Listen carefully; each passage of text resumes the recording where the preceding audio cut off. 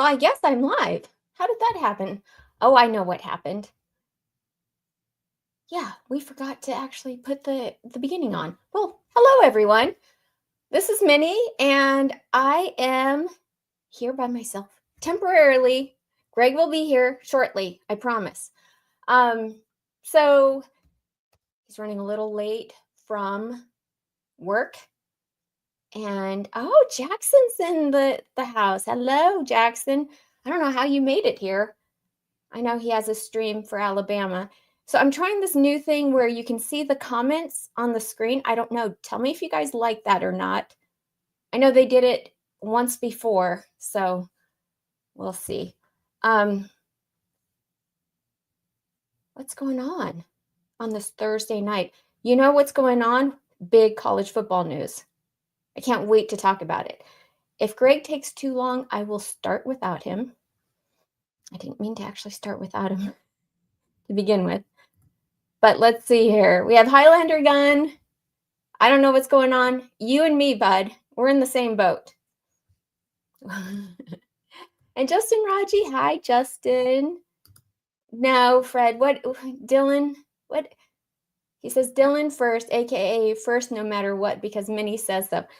That's actually a good motto. Yeah, Dylan's first. And Roger Moore's back from his beer run. Ooh, what kind of beer? You know, it is officially summer.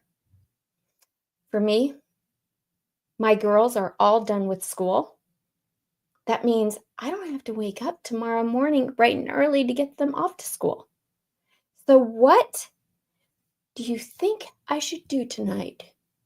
Have a drink or two of my clearance Walgreens wine, perhaps? I might. And let's see here.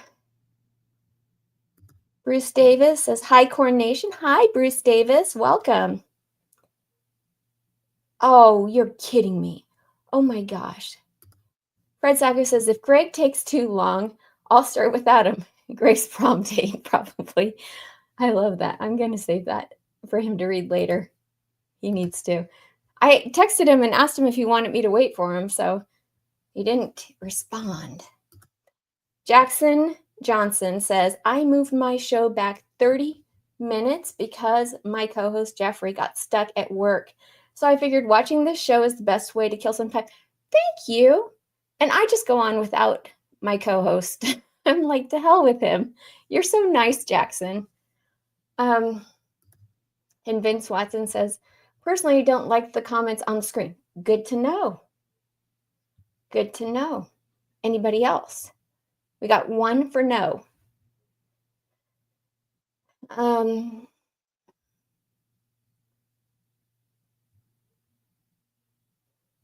Let's see. Fred says, hit the wall wine, Minnie. Hit it hard. I just might. I mean, not hard, but you know, maybe a glass. Once Greg gets here, I might excuse myself. Roger Moore, clearance wine for everyone. Yes, that was my intention when I bought it. I thought, okay, surely I have enough friends that are winos that would want to partake in this. All right. Fred Sacco says, I'm going easy tonight. I have a cold, so only 2 IPAs and some tea with honey and whiskey. Oh, that sounds really good. That's because you have to get up in the morning. See, for me, it's like a celebration. I only get this for 2 months. The girls are only out of school here in Arizona for 2 months. And I am going to live it up because, you know, getting them to school, getting them home from school, all of that, and then play dates and activities just is enough to drive you crazy. So, yeah. Jackson says, if I'm drinking alcohol, I'll either drink a screwdriver or what? What is the other option? Screwdrivers are disgusting. Arizona school is not weird.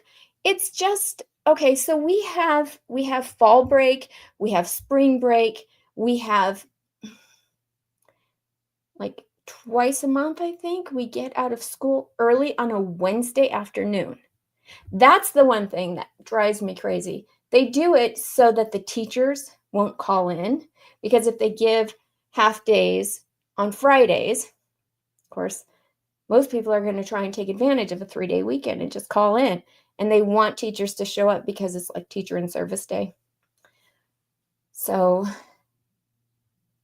oh, Jack Daniels, huh? I do have somewhat of a relationship with Jack Daniels myself. It is when I'm out and about and I'm at a place, let's say they don't have a wine list, kind of leave that open to interpretation, and you want to have an adult beverage, you know they're going to have Jack Daniels. So I always, that's like my go to Jack Daniels and Diet Coke. I don't know why Diet Coke. It's just kind of a habit. I know it's really bad for you, but sometimes a Diet Coke is just what you need.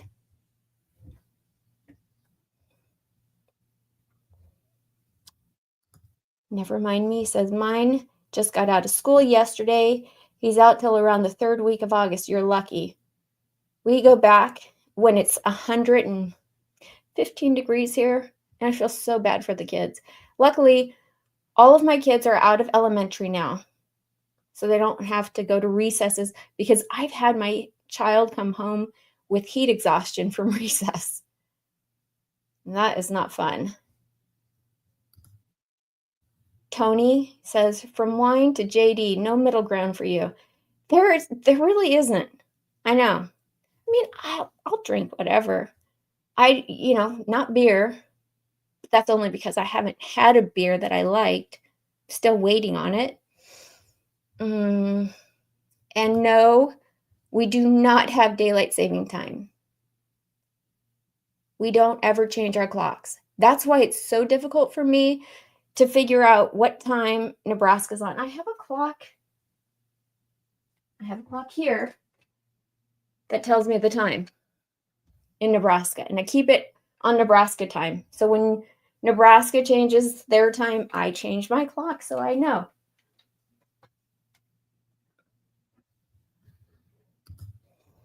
Greg is really late, isn't he? 9 minutes late. I should I don't know. How do you think I should handle this?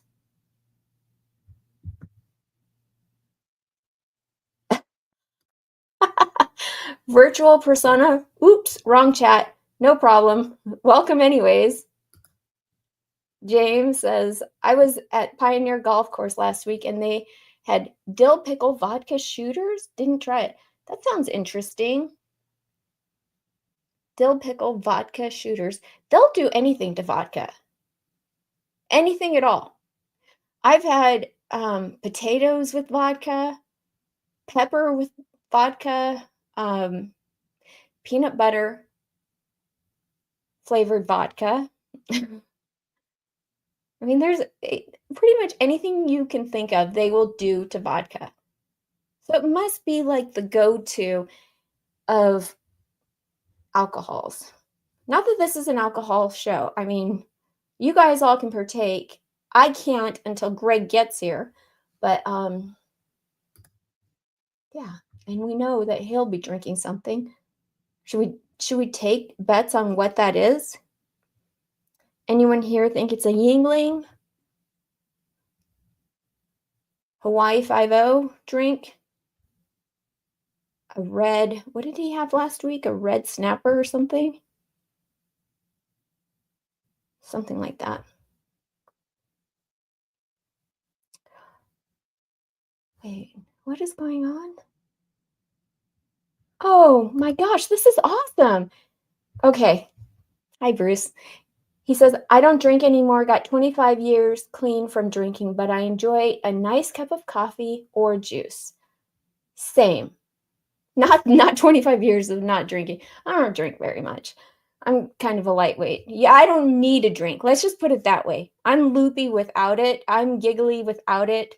I'm a lot of fun without it. So, um, plus usually I need to take a nap afterwards. And then Tony says he hit 19 years the other day. You guys are awesome. What willpower. That is so awesome. Congratulations, guys. Really impressive. Okay. Do they sell alcohol at Nebraska sports stadiums? I'm glad you asked that question, Tony, because this season in 2025, we will be selling alcohol at Memorial Stadium. Yes. Finally, finally, finally, finally. It has been a long, dry, I don't know. Anytime you want to go to a game, you got to do your drinking ahead of time or after. So it'll be nice to actually be able to sip on a drink. Of course, some people won't be sipping, but to sip on a drink and, the money goes to help the athletic department. So I'm really happy about that, even if it is $8, $10, $12 for a drink. How dry has it been? It's been dry.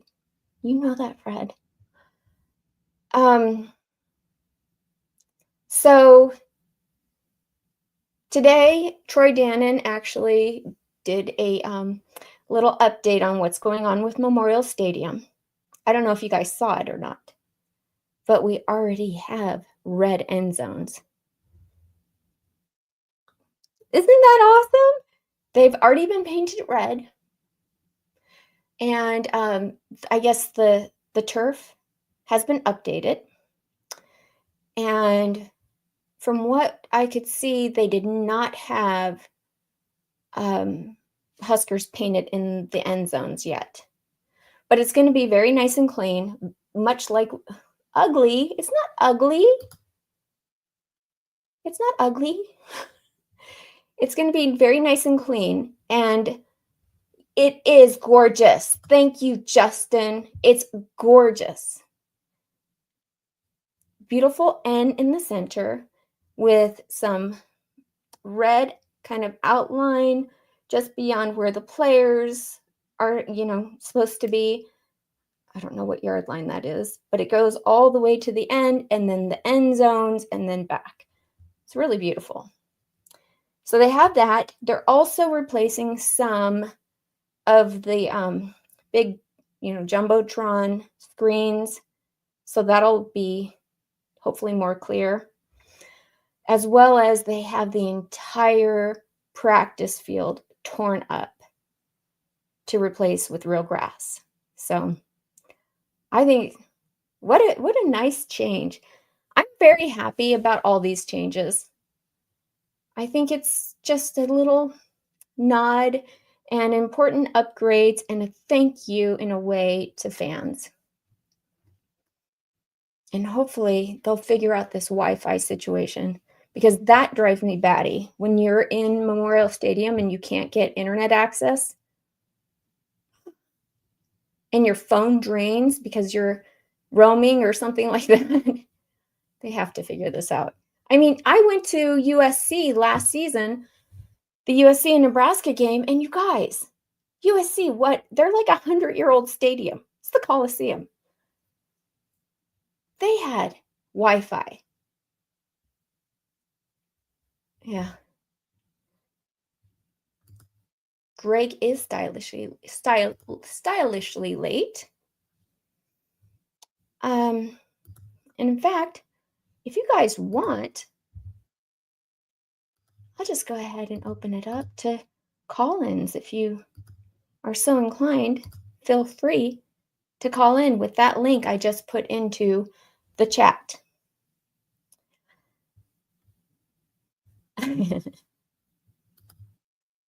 James, I would prefer wine-fi. I wonder what kind of wine they're going to have at Memorial Stadium. I mean, we know they are going to be serving beer. Do we think that they're going to be serving some nice wines? I don't know.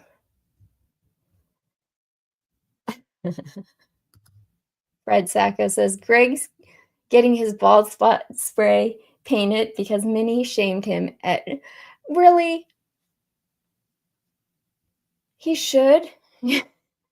Between you and me, he should spray paint that. That might help with the girls a little bit, but I try and tell him. What can I do? Nobody wants to call in. Guys, it's so easy. Just call in. You don't have to show your face. Just say, hey, Minnie, what's up? Be like, oh my gosh, it's somebody to talk to. All right. So we talked about the stadium. Are we happy about this?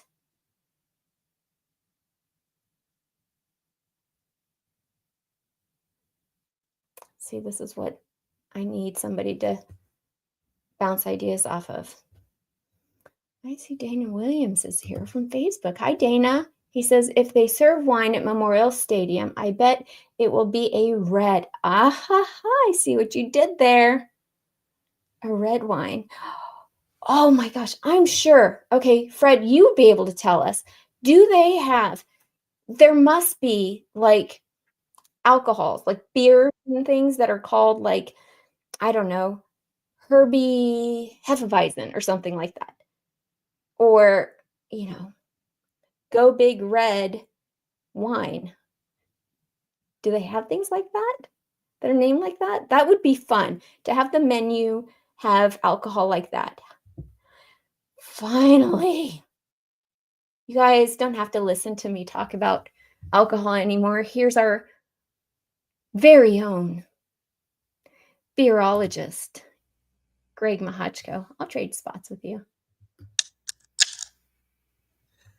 It is an immediate, let's not hesitate any longer drink session, Minnie. Why is that?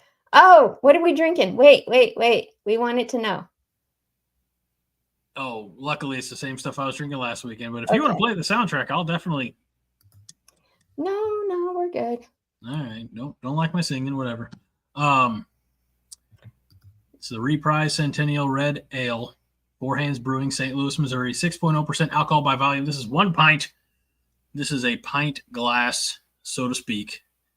And yeah, we're having a night. Got home just over 20 minutes ago. Went to get my beer. Dude, do your camera. What about my camera? Oh. You're blurry. Is that better? Yeah, better. All right. So, got home just before 9 o'clock, so I knew it was going to be a mad dash to get down here, be presentable. I changed my shirt. I'm still in my suit pants, my less than comfortable shoes. Here we are. I go out to the beer fridge because I thought that I had my beer out there. Thankfully, I did not. You're 20 minutes late, dude. Yeah. The beer fridge had no power. Wow. The frozen pizzas, the all the stuff the kids eat was all soggy, and mushy, and ew. Yeah. Uh-oh. The deep freeze, also no power. So bad GFI. Gonna have to get that replaced. But I was like, I gotta clean this mess up. So that's why I'm late. My sincerest apologies, not just to you, of course, Minnie, but to all the Holger maniacs who missed me. I missed you all too. So you deserve better. Yes, we all do. Okay, Greg, just so you know, there's a bunch of highlighted comments for you. Cool. And because now you're here, I'm going to partake into some clearance wine, if you don't mind. My Walgreens clearance wine. Partake. Okay, I'll be back. All right. I will look at these highlighted comments. Look at these new comments. We got comments on the screen. This is great. I missed you too, Justin. Tony will definitely talk about that. All right, so let's look at these starred comments. Fred says 903. If Greg takes too long, I'll start without him. Greg's prom date, probably. That would require having a prom date. I went to prom my senior year and went by myself. I mean, yes and no.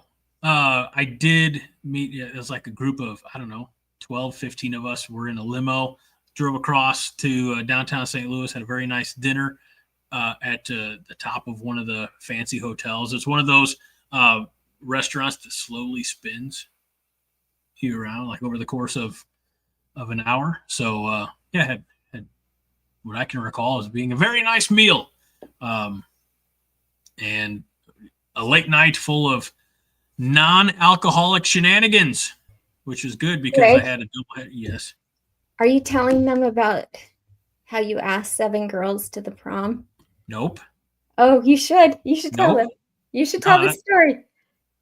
I asked a bunch of girls to the prom and still went solo. No, it's Kendall Jackson. What? Nobody said what? I said and still went solo. It's a pretty quick story, which is fine. I didn't need any distraction because I had a doubleheader for baseball the next day. 7 no's. That's fine. Sorry. Cheers, Greg. Cheers. Yeah, thanks. No, I'm not going to cheers my high school loneliness. Hey. It makes you it makes me more relatable to the internet Thursday Night Live crowd. That's quite the. No, I was gonna say it helps to build up some of those calluses that you need for real life. Cheers. Yeah, well, cheers. It's like my boss said my first interview. He's like, in this job, sales job, you got to be okay with the word no. And I said, I had this face in high school. I'm used to the word no. So, let's see. Roger Moore says red wine and red cups. I like that. Red solo cups. We got Fred says a cross strain has Cornhead Lager and NIL beer. So there you go. Get your Cornhead Lagers. I would love to see that on the menus. I don't want to see. I mean, yeah, you have to have like the Bud Lights and the Coors Lights and those types of beers, but I would love to see like Memorial Stadium have like their own alcohol, like their own beers. There are local brewers in eastern Nebraska who could probably make that happen. I think it'd be great. Vince says Boone's Farm. Must be talking about what you've been drinking. I have not had Boone's Farm. Roger knows what's up. The red ale. Delicious. I'm curious.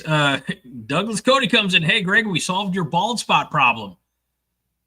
Again, I don't have a bald spot. Yes, you do. We know you do. Yes, you do. It's not a bald spot as much as it is. Hold on, I'm gonna verify. As much as it's just it's the colic. That's all it is. It's a slight bald spot. We've seen it. It's fine. Do I look worried? Luckily, I'm tall enough that most people will never see the top of my head. We solved it because what we're gonna do. Imagine you're sitting down, and a nice young lady walks by, and you have this bald spot gleaming. We have it solved. Somebody said to spray it. No.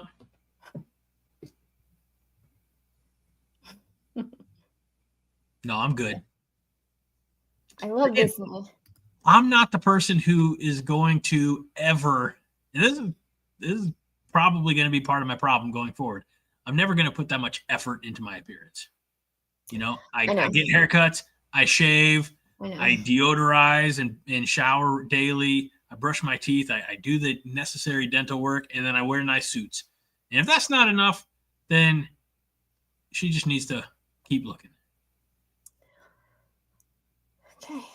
I'm old and set my ways. Fred says, Greg not getting dates led to many a callus. Thanks, Fred. I don't know who started that one, but I know it wasn't me. Let's see here. I'm just getting you back for being late. Again, if it were up to me, I wouldn't have had 2 refrigeration machines go down, and I'd have been here on time. Let's see. Nebraska Strong. Greg's already pre-gaming for our Husker football game against the evil Iowa Hawkeyes. Go Big Red. Fred says Dylan is the clearance wine of D1 quarterbacks. Boom. No, he is not. Apparently he is. Just not in the least. No, we'll talk about that here in a few minutes. Let's see. Dondre, what is Greg drinking today? I know the off-season Kool-Aid with his sidekick, Minnie Hunt. First of all, she's not my sidekick. It's more like tag team partner. Tag team? Tag team partner. Really? Tag team back again. Tag team. I can't call you my sidekick without you didn't want to be the co-host of the year. Oh, that was yes. I will have issues, and he'll have to deal with me. You guys think I give him a hard time during the show? Just wait until it ends. If he does anything. I get it. It's the Thursday night when we end the show to the next week, Thursday at 9:00 Central, is just a constant barrage of put downs and ways that I could better myself. Well, I might do that. And it's here not and there, but it's not constant. It's framed to be constructive criticism, but it's heavy on the criticism. We're just trying to help you out. Help a brother out, you know? Fred also went by himself to prom. Then he and his friends drove to Bellevue at midnight to get Taco Bell and beat up some idiots. I did not beat up idiots. I got, again, an okay amount of sleep and played a doubleheader the next day. Well, I didn't. I played the second game. I didn't play. I wasn't good enough to play all the games. Bruce Davis wants to know if all the girls said no. Not all of them, just all the ones that I asked. Poor Greg. And Nebraska Strong says it's because I didn't wear the assless chaps.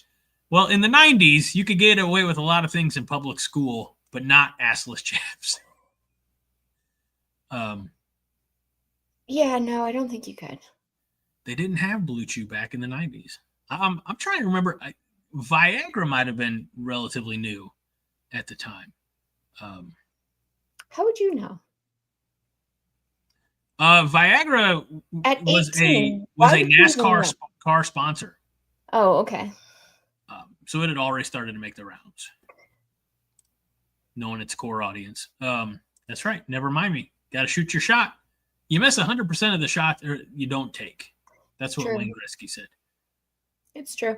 Did you, by chance, take a different approach after the first one? Were you like, okay, I'm going to try something different here? Nope. Or did you just do the same thing? I worked my way down all the prom queen candidates, and when they all said no, I was like, cool. How'd you ask? I'm just curious. Do you remember? That was 25 years ago. Like, hey, you got a day for prom?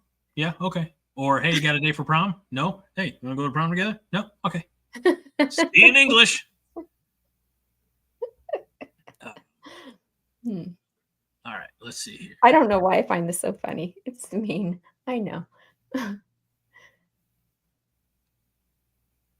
I'm just double checking, trying to keep. Hey, already we're 30 minutes into the show, but I know that the show's not.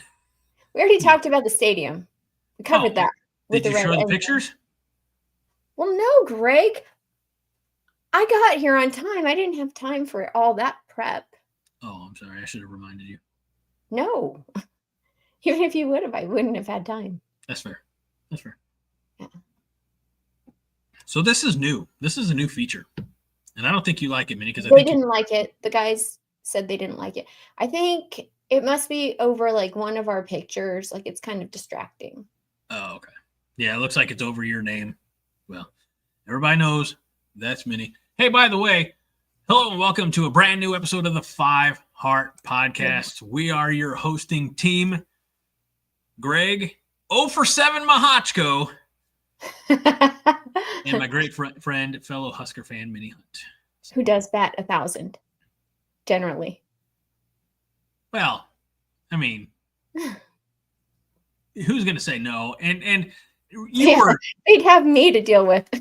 Well, you were asked. I bet you had to, as they say, beat him off with a wait. No, beat him back with a stick. Stop it, Fred. It's too early in the night. Greg, You had to beat him away with a stick. I have a confession. I did not play the intro. Well, apparently somebody took it off. So when I fix it, I didn't know. All right, let's start the show. No, we're not going to do it. I had no idea. And I'm like, well, I guess we've already started. Well, the good news is we'll fix that for next week. But we're not going to play the intro this week. My apologies to all of you. It's what happens when apparently the GFI goes out. I didn't know. Lord knows how long it's been out. All I know is that the beer that was in the fridge is warm. So we'll have to figure that out. The water bottles are warm. I'm very sad.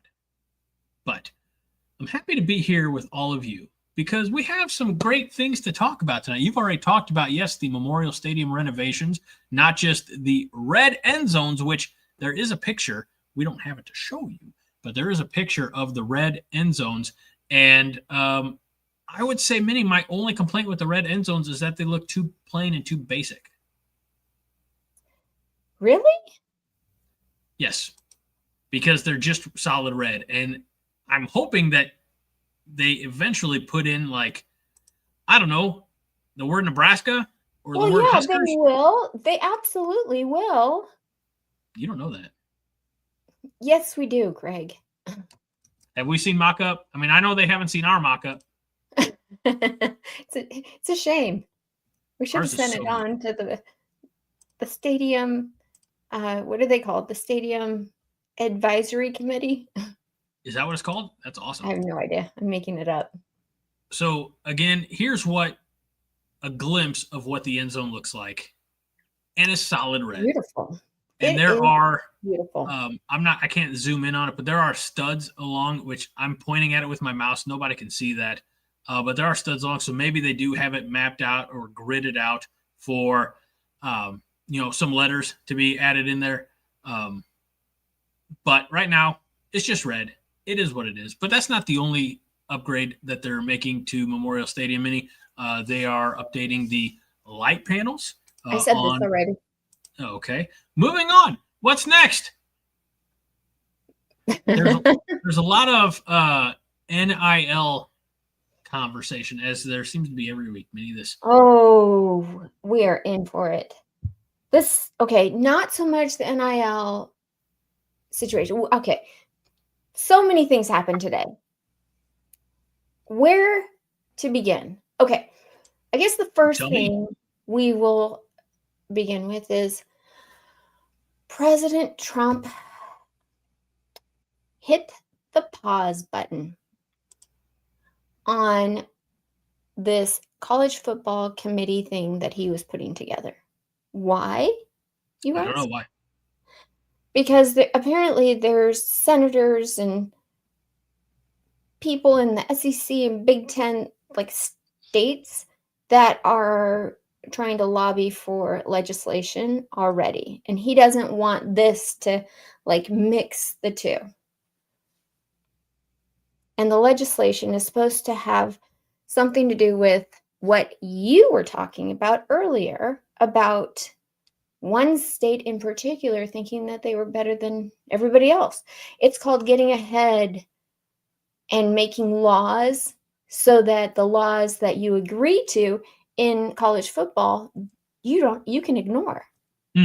So the states are trying to legislate and make laws so that the college football laws are secondary.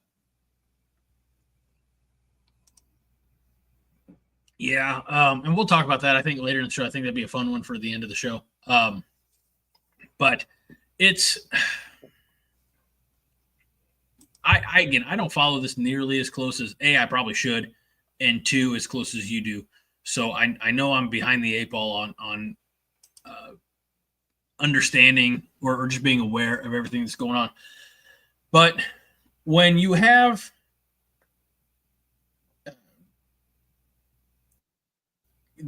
So this is from Yahoo Sports, and Minnie, full disclosure, this is an article that you shared with me. Title is Power Conferences Working on Contract to Bind Schools to New Enforcement Rules with Strict Punishments. And the schools not signing these agreements risk eviction from the conference, regardless of state laws combating impending House settlement. So this stems from SEC country, which, realistically we should have expected, right? When Kentucky was among the first to restructure their athletic department as an LLC in SEC country, you have to understand, you have to assume that more of this, I guess, big picture ideas are going to come from SEC country. So this says, reading this article again from Ross Dellinger, on May 1st, in perhaps an intentionally quiet signing, Tennessee Governor Bill Lee scrawled his name across the bottom of a 6-page state bill. The Tennessee State Bill, or Senate Bill number 536, its details unearthed last week, paves the way for state schools, University of Tennessee, Vanderbilt, Memphis, etc., and their affiliated collectives to break House settlement-related rules and prevents college sports' new enforcement entity from penalizing those schools. So, simplifying this to the best of my ability, which is the best of their ability, the law is a launched missile toward plans from the NCAA and power conferences to police the revenue-sharing era of college sports, taking aim at the athlete compensation cap, the severe penalties for rule breakers, and the policies that prevent phony booster-backed name, image, and likeness deals to players. I know that is a lot to digest. It's just, I don't know. I know why. The reason all this is being done is no surprise to you, no surprise to me, no surprise to anybody who's been following college football, but really college athletics for the last 3 decades, is money, right? This is all always money, I don't say money backed, but money's the reasoning behind so many of these changes. And as college athletics continues to get a bigger revenue share, let's face it, live sports and live news and obviously weather are the only reasons to have any type of, anything else can be DVR'd, right? There's nothing really that needs to be quote unquote appointment viewing, because if it's not, and I'm showing my age here, but Seinfeld or Friends, like, okay, you could DVR that. There's nothing, those shows were all also by and large off air. Let's update it. Game of Thrones or Ted Lasso, something that may generate conversation online and nobody wants spoilers. So if they want to watch it, they have to watch it, when it first airs. Same with sports. I'm certainly a victim of, or not a victim, I'm guilty of, having to DVR a game, come back and watch it because of, kids' activities or something else. So that I remember there have been times in years past where I'm like, all right, I'm shutting off my phone. Do not text me, do not anything. I'm actually physically logging out of social media, not checking Slack, anything, because I don't want the Husker game, the Husker score revealed so that I can sit and watch the game in peace. And, that's so difficult, but live is always better. And because there's, few things that actually make sense to watch live, I feel like, the networks are protecting that by throwing big money at it because they know that people are tuning in. And so we have these, unprecedented media rights, contracts and things like that. And this has been the ongoing conversation of how do we compensate the athletes? And it's just, it's getting more and more, I don't want to say out of hand. I'm not I think I've changed my opinion on this over the few years. I think if you would ask me 5-10 years ago about paying players, like, they're getting a college education, what more do they need? Apparently they need a lot more. I don't know why. I haven't figured that one out yet. Apparently they do. There have been enough compelling, arguments for, they're the ones the people are paying. They're the ones who, you go into the sporting goods store, if you see a Riola jersey, why should they not be compensated for that when, if you go in and bought a Tom Brady jersey, or I guess Patrick Mahomes would be more accurate, for just, today, he gets a cut of that. Right. It might be 50 cents, but when Mahomes jerseys are flying off the shelves in bulk, 50 cents per jersey definitely adds up. So I understand that. These, what I think my biggest concern with NIL has always been making the individual bigger than the team. I always reference Miracle with Herb Brooks. The name on the front of the jersey means a hell of a lot more than the name on the back, right? So I'm sorry, what was the question again? Hey, can I share my screen? This Yes. is the bill that people are talking about in chat. It's the they call it the LB 370 bill. And there's several schools involved. Nebraska's one of them. Let's see. Am I going to be able to? I don't think so. Yeah, let me drop this out so that people can see it a little bit better. Okay. Yeah, it won't let me scroll down for some reason. That's weird. I know. Well, it regards NIL. So I'm going to take this off now. I don't know why it wouldn't work with me. Let's see. Oh, now I can read it. Okay, it says it's relating to contracts or agreements for compensation for the use of student athletes' name, image, or likeness, rights, or athletic reputation, to provide requirements for athletic agents and agency agreements, to change provisions. This is all such legal talk. I hate it. Right. Give me just what it means in English. Yeah. Okay. Did you find that out yet? I'm working on it.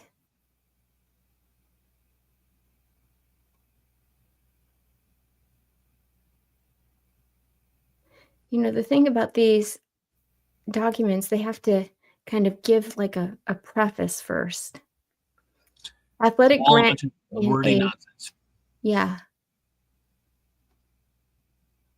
Something about tuitions and fees, room and board, textbooks.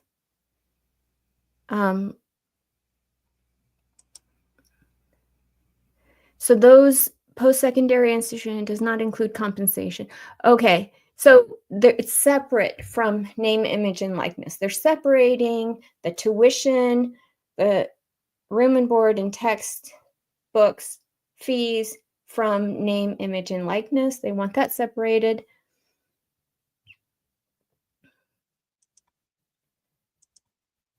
I mean, it's all very, very complex. Yeah.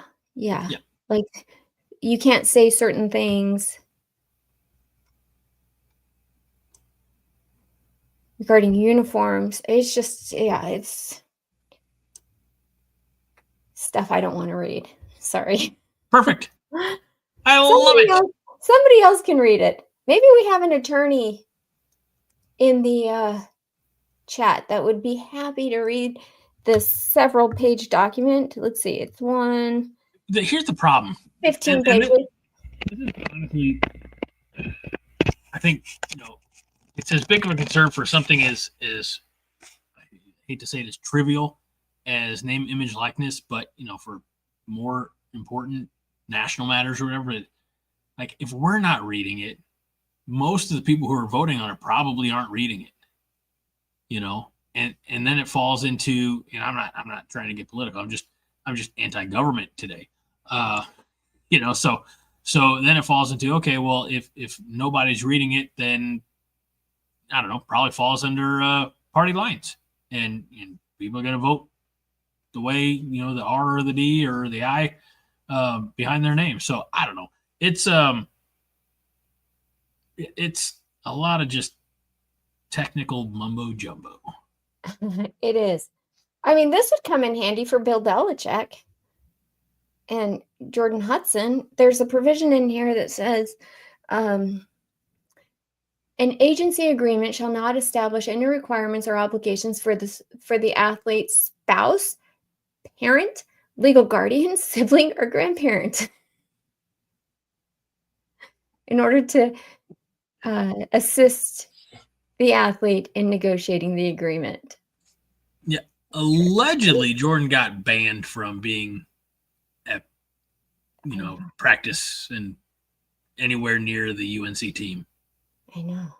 This will be interesting. Which I don't understand. I mean, there's so much better things to talk about. I don't necessarily want to talk about that situation. We all are looking at it like, okay, that's interesting. Which situation? Oh, that situation. The North Carolina situation. Yeah, that's again,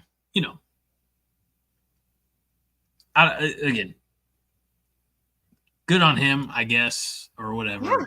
I hope he's not being fleeced. Hell yeah. I have a feeling he's being fleeced. I don't. You know what? He's a grown man. He can handle it. Get fleeced if he wants to get fleeced, right? Yes. And absolutely. Fred, fleeced does not mean what you think it means. Just so.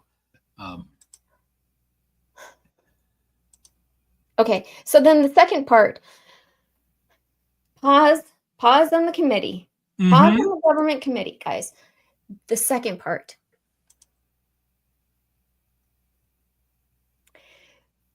This upcoming season is going to look a little different come playoffs. Did you see this? I did, and I saw it because, I said, this is very important, Greg. Yeah. Emphasize this thing here. Yes. Because for the first time in, a long time, I might say, people are starting to make sense. And that we are going to actually have the college football playoffs with the best teams. Tell me Seeds more. 1 through 12.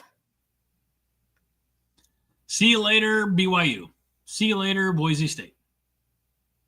Boise State could have made it. Let's see. What would it have looked like this past season? Let me Greggle that for you. Well, you can Greggle it, but I might actually have it. But go ahead and Greggle it. I do have it. First round on campus is number 9 Boise State against number 8 Indiana. But you can Greggle it because we might need the image. Okay. I mean, I don't have an image. And then Clemson against Notre Dame. Arizona State against Ohio State. See you later. SMU against Tennessee. Those are on campus. And then quarterfinals would have been Oregon versus Indiana. Penn State versus Notre Dame. Texas versus Ohio State, and Georgia versus Tennessee. Wouldn't have changed very much, but it certainly makes sense. So I'm actually going to pull week 16, so not the final rankings. Hold on. Roger Moore says bye. The thing about this is that there's no buys except for the top 4 teams. No, he's saying bye-bye Colorado. I know, but that reminded me of there's no buys except for the top 4 teams. Which is how it was before. Win their conference. I think that's really important. No buys. Nobody gets buys except for 4 teams. So in this version, Clemson, which was a 12 seed, would be out. Alabama, which missed the playoffs, would be in. 12-1. This is after week 16. No, Alabama would not be in. I mean, I'm looking at something different here. Okay. Well, the one I'm looking at says Clemson's playing Notre Dame because Clemson was the 12th team ranked in college football last season, and they would have played number 5 Notre Dame. So depending on which, I've got from ESPN, I've got the Week 16 rankings, which I don't know, maybe that's not the final rankings. And even these, there's Associated Press, and then there's the coaches poll. So even still, there's some debate, but on the AP top 20, on the Associated Press, 12-1, SMU, Alabama, Arizona State, Indiana, Boise State, Tennessee, Ohio State, Penn State, Texas, Notre Dame, Georgia, and then Oregon. And on the, the coaches poll, it goes Arizona State, Alabama, SMU, Boise State, Indiana, Tennessee, Ohio State, Notre Dame, Penn State, Texas, Georgia, Oregon. Okay. So you had Oregon and Georgia 1 and 2 in both polls at the time. And hey, if I'm looking at the wrong poll, I apologize. I'm not certainly claiming to be an expert. Just, Clemson would be out. Ole Miss is on the edge. Miami's right there on the edge. South Carolina, those are all first 3 out. But yeah, I agree with Hansen. I got to scroll. Josh says, can you imagine telling someone at any time in the last 35 years that 1, there'd be a playoff, and 2, SMU would make it before Nebraska? Yeah, SMU with the death penalty here comes back and is a power again. So, it's. I think this marks. And I don't think it's this. I think there are a lot of factors that play in, but I think it's safe to say that parity is dead in college football. The thing is that in order for them to reach this agreement, they had to make certain arrangements. And that was that the top 4 teams would still get paid that $8 million. Because remember, the Big Ten shares everything equally. We're the conference that divvies all the winnings up. Right. Notre Dame, on the other hand, takes everything and is like, mine, mine, mine. You hate Notre Dame. I kind of do. Yeah. Why wouldn't I? Don't you? No. Why? They're very self-centered, Craig. Well. And no matter what, it seems like they're going to make the playoffs. They're always like making sure, okay, make sure.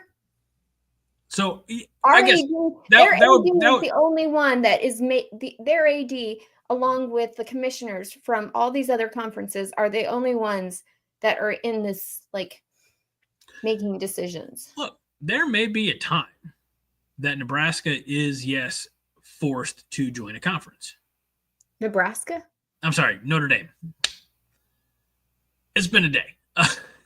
There may be a time where Notre Dame is forced to join a conference. But until then, like, why? Why would they? You're right. $8 million all for them. They made $20 million total. Perfect. Good for them. How are they getting away with this? How is everyone okay with this? Nobody outside of Notre Dame is okay with this. I just want you to know. Like, the rage that you feel deep down in your soul is shared by most college fans. Good. But Notre Dame has the clout, right now anyway, to be able to maintain the status quo. There will come a time, and look, I firmly believe that when they join a conference, it's going to end up being the Big Ten Conference. That'll be odd. But, again, we're also in a world where college football is vastly different from almost every other college sport out there, with the exception, again, of maybe men's basketball. Notre Dame is in a conference in the other sports. They're just not a conference for football because they haven't had to be. I'm not mad at them about it. The system hasn't forced their hand yet. Exactly. Again, the day will come. Key word.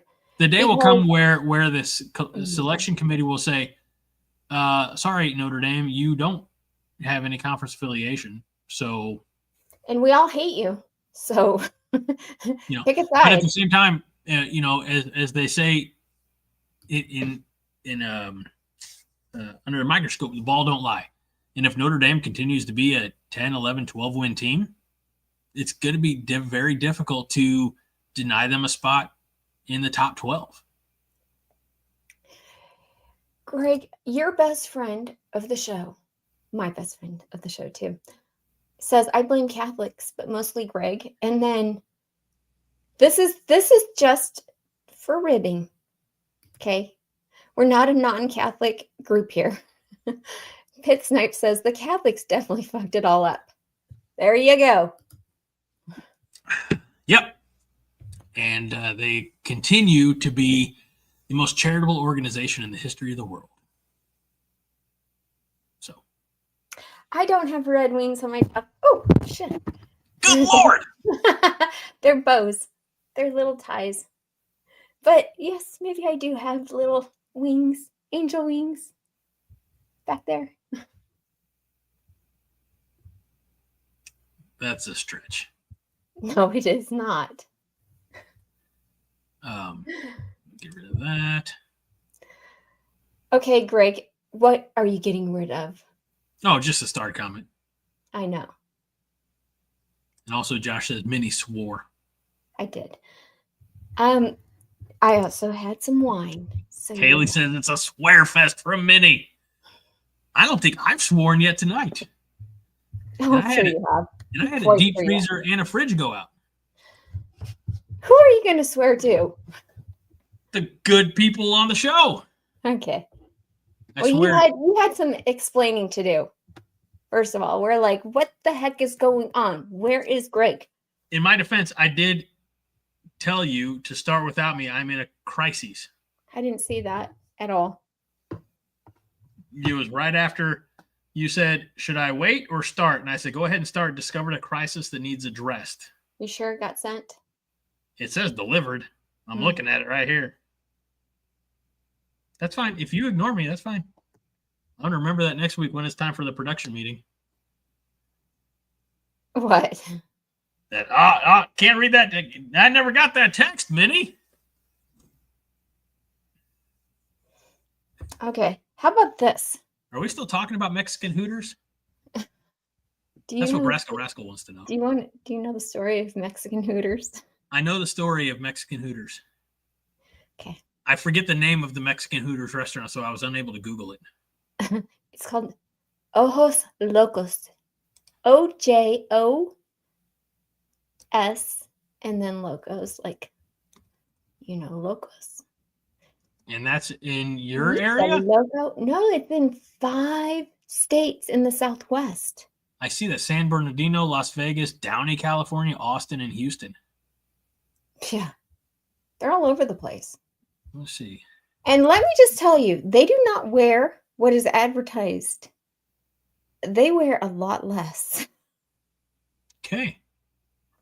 Because I've looked it up as well, thinking that it was okay to go there with, my girlfriend and I are practically the same age. So could you imagine 2 middle-aged women walking in to this Mexican Hooters? And we're like, we're going to go in and just like, okay, have some wings. Maybe, who knows? I was going to say, is it Tacos Cerveza y Wings? Sí, señor. I've not ever heard of this place. You go to the right one, it's Sports Cantina y Casino. Sí, señor. Yeah, I just it looks like it's Mexican Hooters. Or Twin Peaks. Kind of looks like Twin Peaks. I don't know what Twin Peaks is. Is this what all the waitresses wear everywhere? No, not everywhere. You can still go to your neighborhood grill of Applebee's, and they don't wear like that. They don't wear clothes like that. Yeah. I'm guessing it's been years since I've been to an Applebee's. So Greg, if you ever go to an Ojos Locos, make sure you spray that spot. Hey, if I ever go to an Ojos Locos tacos, cerveza y wings, I'll just be like this. Yes, good idea. That's like probably 90% of the guys. Cool. Just so you know. I'll fit in and I'll look. Let's see. All right. This Greg is 42. This Greg is 41, trying to look like he's 27. 41 and has maybe 1 or 2 less kids. And doesn't drive a minivan. At 41, he definitely drove a minivan and still had 3 kids. No, you look too cool to drive a minivan. It's my point. With a hat on, like, it just kind of like, nope, I'm not buying into it. My bald spot is good luck, says Nebraska Strong. I appreciate that. Okay. And let's see, Kaylee says, maybe it's already addressed, but are we okay with the fact that the SEC and the Big Ten will control the college football format or college football playoff format starting in 2026? If anything, I think that will pressure Notre Dame to join a conference. So, yeah, we're actually right. Kaylee, great timing. We were right in the middle of that conversation. As far as SEC and the Big Ten controlling it and being a fan of a team that is a member in one of those conferences, yeah, I'm kind of okay with it.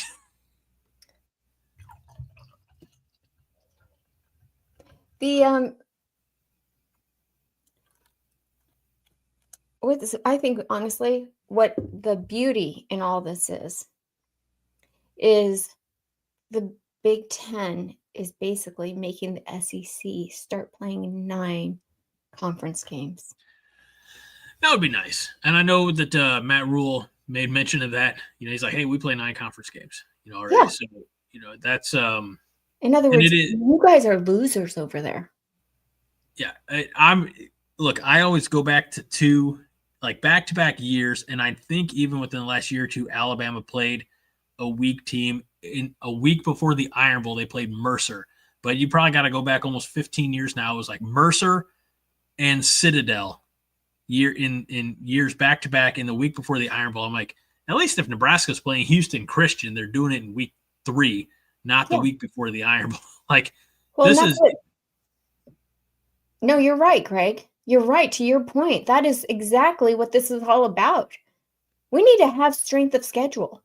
It's okay to have some of those games against FCS opponents, but really, you got to have 9 tough games. And then if you are, I mean, I don't know how you guys feel about this, but I would love for the strength of schedule to actually play a role in the top 12, 14, 16 teams. So you want kind of like RPI, like they have in basketball and baseball, and I'm sure softball. I don't follow softball. I would love that. Wouldn't you? Where, you know, so let's mention, you know, Notre Dame. Notre Dame lost last year to, what was it, Northern Illinois. And that type of loss should have essentially dropped them out of playoff hopes. But I do think where that's more difficult to do in a sport like football, where there are, I say finite, but, you know, such a small number, you know, small sample size. Mm-hmm. It's almost like test scores, right? You always throw out your best and your worst, and the real you is somewhere in the middle. So I don't know. I don't know how they would not enforce it per se. I just don't know how they would apply it. Right. Because then you have a situation where, you know, you end up being like the NFL, where you're the Cleveland Browns and you're going to win 3 games this season. So you just start sitting your starters, making sure everybody stays healthy for the next year, because the games don't matter. You're just tanking the season so you can elevate your draft, you know, status for the next year. I don't know how that plays in college football. It's just a different animal. I don't know how you would do strength of schedule, or not strength. I don't know. Well, that's what the college playoff committee's for. They are still going to be doing that somewhat, but I would like it to be more so.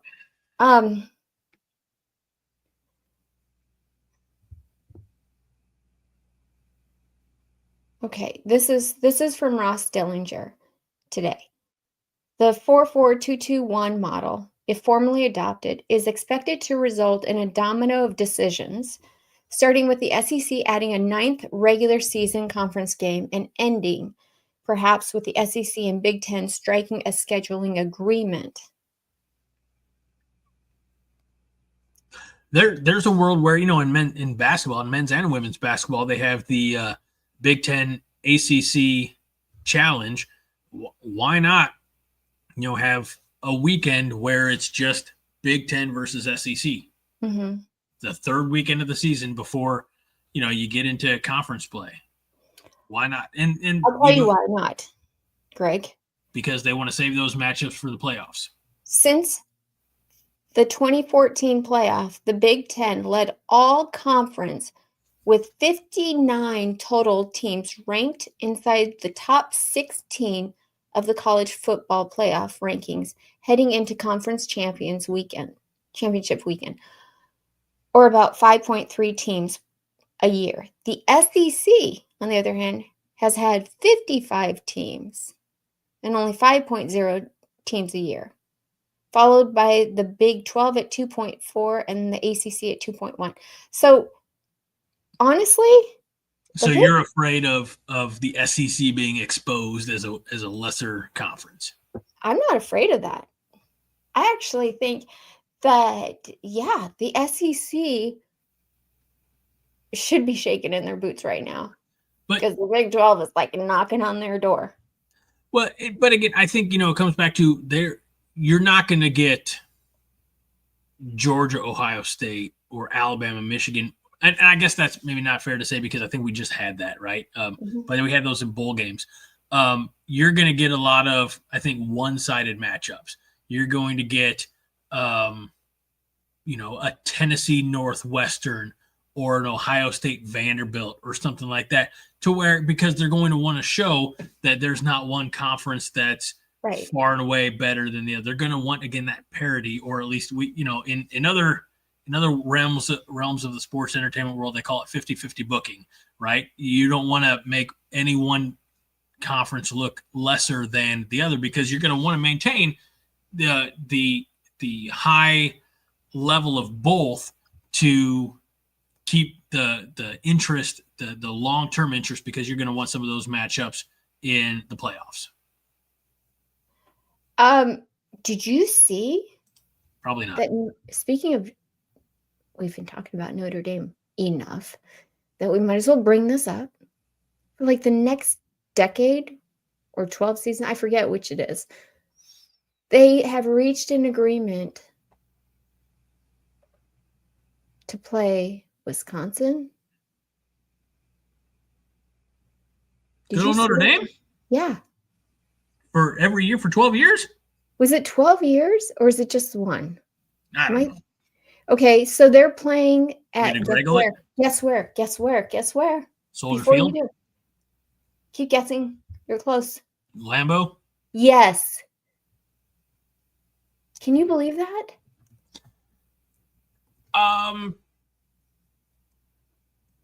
Yeah, I can. And it looks like it's so the Wisconsin Notre Dame game in 2026 will be at Lambeau Field. That's what it is. It will also be on a Sunday. Yes. Which definitely is going to favor Wisconsin. And I'll tell you why. Because Notre Sunday Dame is supposed Catholics to be do not show up. Is going to be a day of rest. Yeah. So. Yeah. All the Catholics who are obviously nobody has consulted Touchdown Jesus on this issue. Touchdown Jesus does not approve of a Sunday Notre Dame kickoff. I mean, what were they thinking? Sunday. I don't know. And Wisconsin. That's interesting. That's interesting. I know Tony will find this very interesting. Tony had a tremendous comment here. I had it highlighted for the longest time, but didn't have the ability to ever actually say it. Here we go. Tony says Alabama played Wisconsin last year. It doesn't get weaker than that. You're welcome, Tony. We got you. So let's see. Josh says, whoa, pretty smart. No competition, a huge venue. He says he's pissed and jealous. Yeah. Why didn't we think of that? that actually, hold on, let me. Actually, we did. Called our first game. Well, hold on a minute now.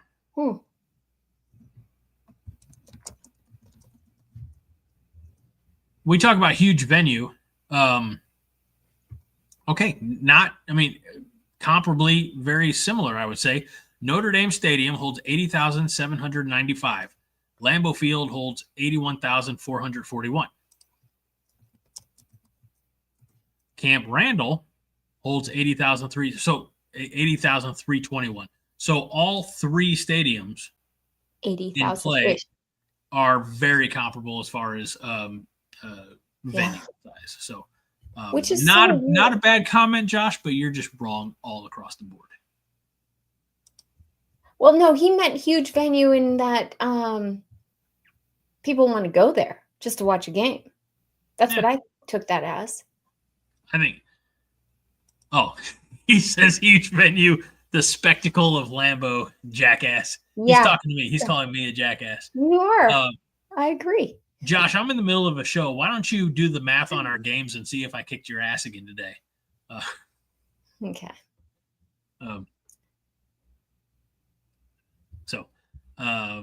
That's I'm not going to read that comment. Josh says, I have a hot take that if whiskey can afford it, Fickle's gone by week 5 or 6 this year. You were, by the way, I just want to say, you did a guest shot on a show yesterday, I believe, is when it was.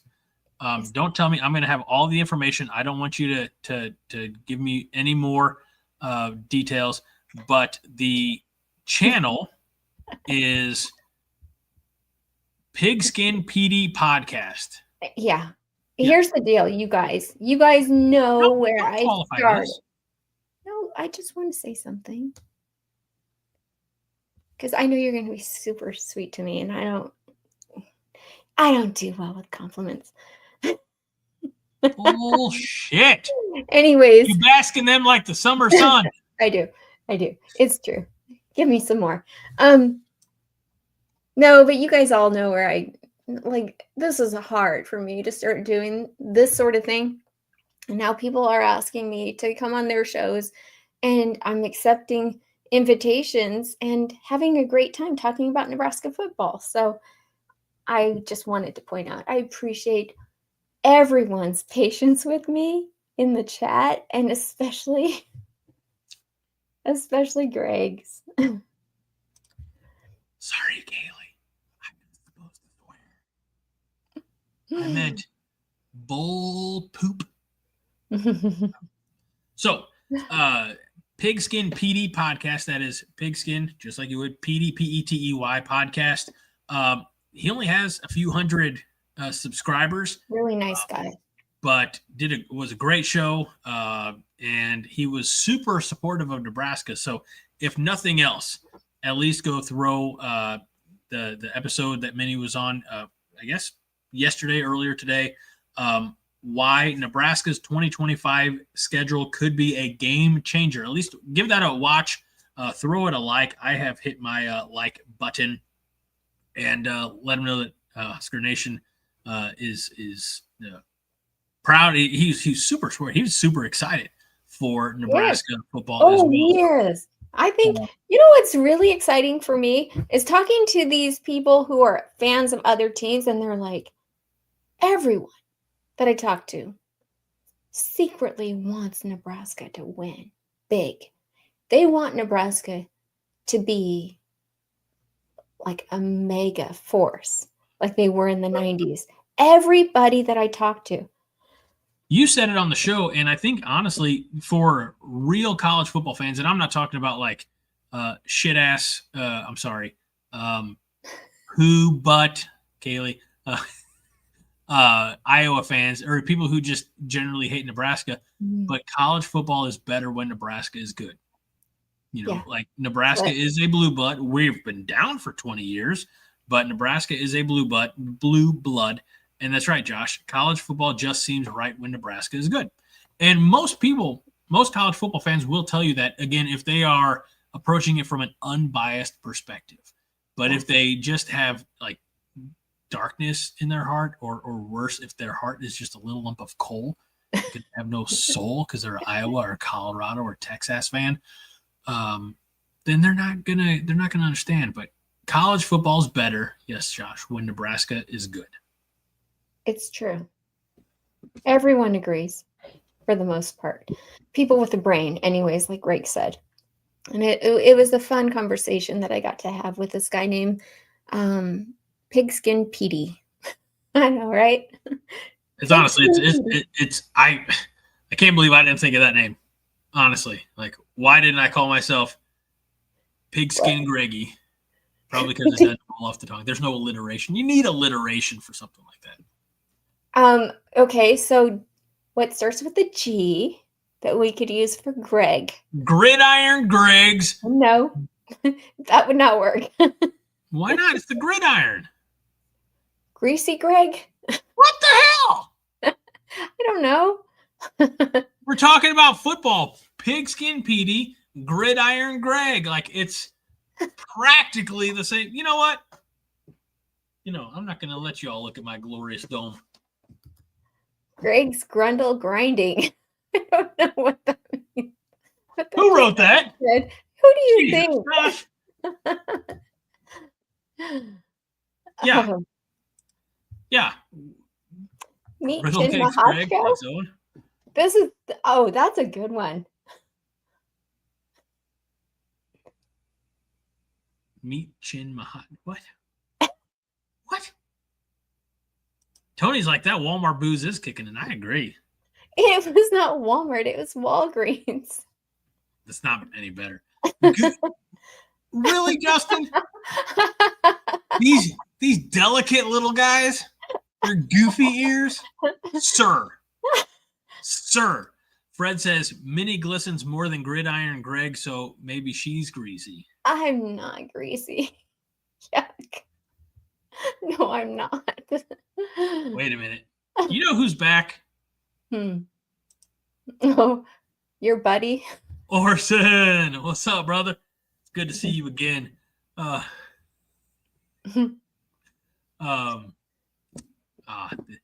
And Josh is laughing so hard at you, Minnie, saying Grundle grinding that he clicked off the show.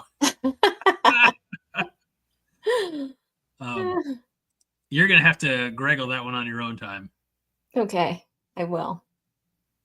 So, all right. So we've talked about some of the business aspects of, where college football admittedly is heading. Are you ready to talk about something that I know you absolutely do not want to talk about?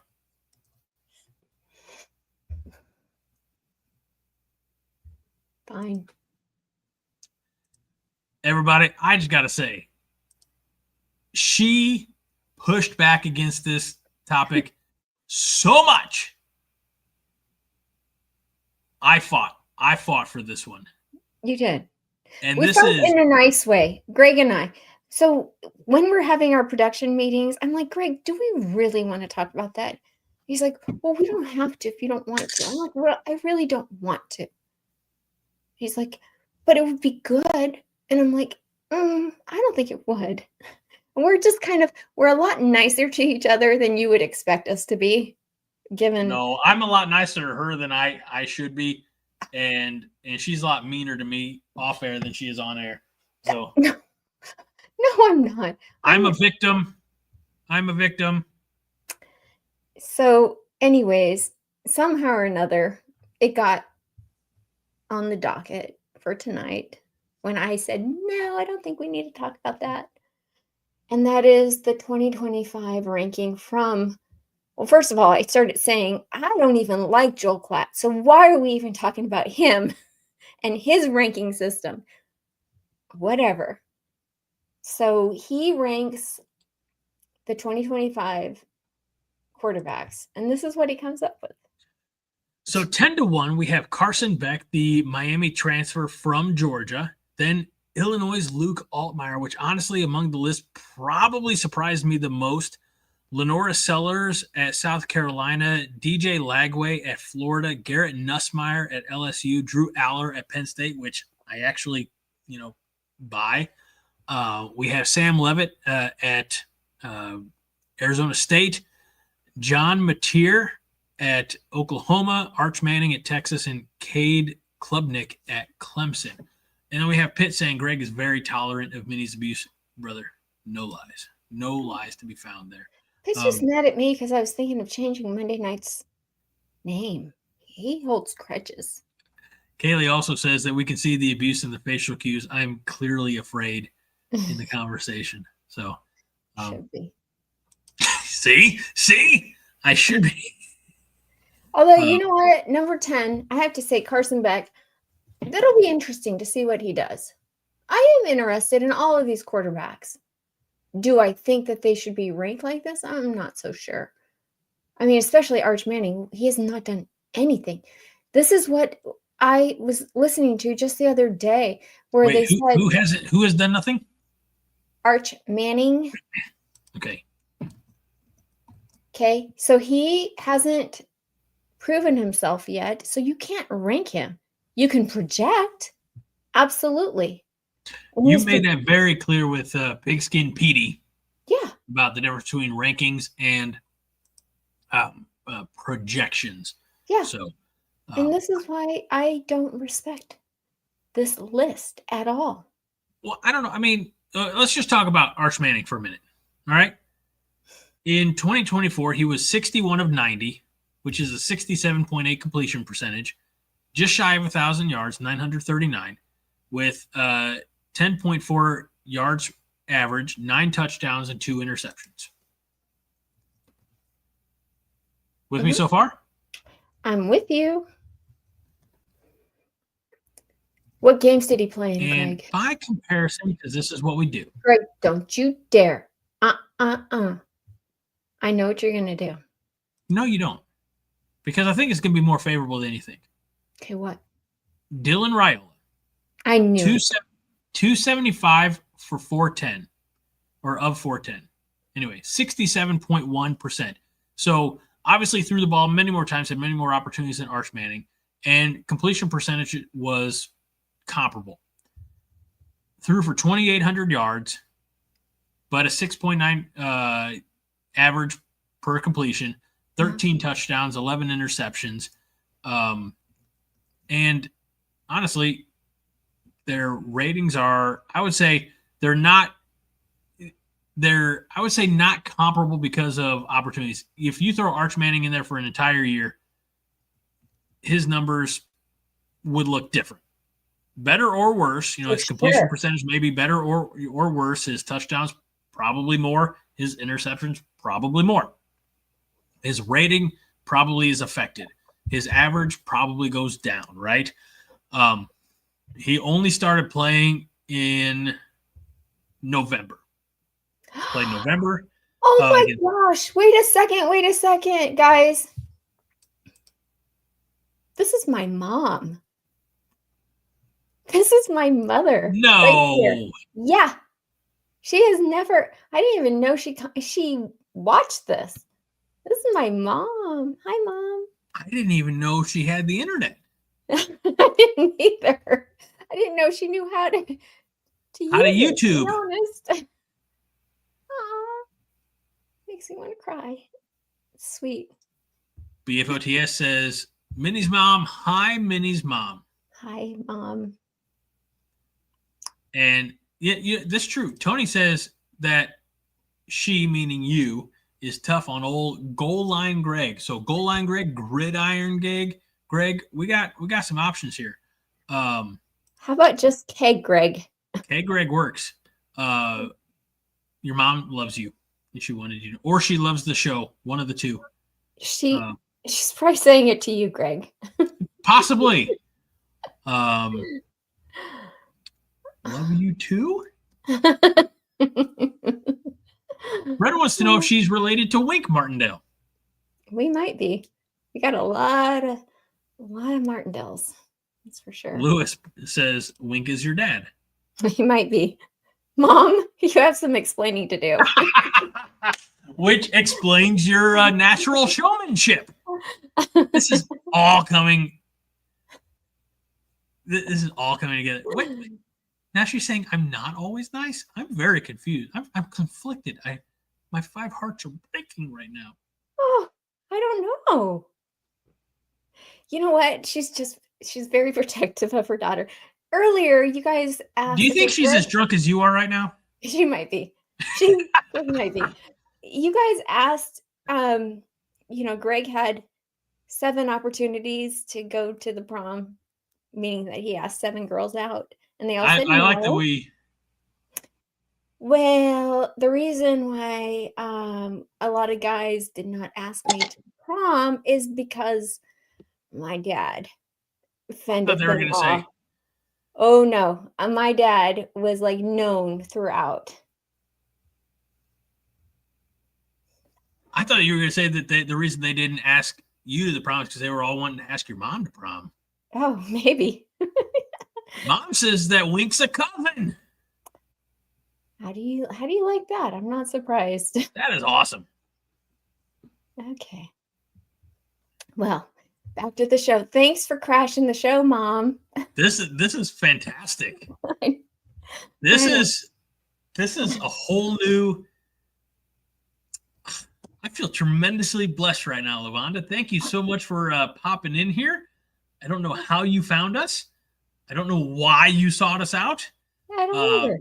Just tremendously thankful that you're here and that you claim this this fantastic person who had decided almost a year and a half ago to reach out to us and ask how she could help the show in any way.